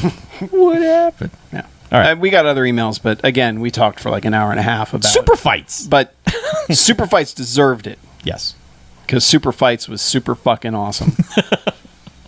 Man, that is the quote for the box right there. Yeah. Yeah. So, BJ, tell us how people can contact them. Okay. Wait. If you want to contact yourself, just look in the mirror, and then realize how beautiful you are. Aw. No, And look then talk to inside yourself. your soul. No. Search your heart. I mean, if you really want to talk to yourself. No. Anyway, if you want to talk to us, hop over to BMFcast.com. Email us, bmf@bmfcast.com. Give us a call on the Garfield phone, 9105-JOCKS-BMF, or 910-556-9263. And donate to our handsome faces and lovely wallets at patreon.com/BMFcast. Right. Yeah. And also donate even if we have terrible looking faces. We have handsome faces. No, our faces are, that's a fact. Handsome. Is it? All right. Mhm. Oh, okay. Certified. Great. Our wallets are nice too. have a weird wallet. Yeah. My wallet is more of a fossil than I am. Yeah. Let's get out of here, shall we? Yes. I'm Harlow. I'm Mackie. I'm BJ. I'm Chuck. And this is BMFcast out. If there's something strange in your neighborhood, Yes. it's people playing Pokemon Go. Oh. Boo. Why don't you play Pokemon Go with us, Chuck? Cuz. Join Team Valor. No. It's red like this microphone cover. Red nose. Red. Team Red. No, join the yellow one and be like me. Don't be a can't Hufflepuff capture like anything Mackie. ever.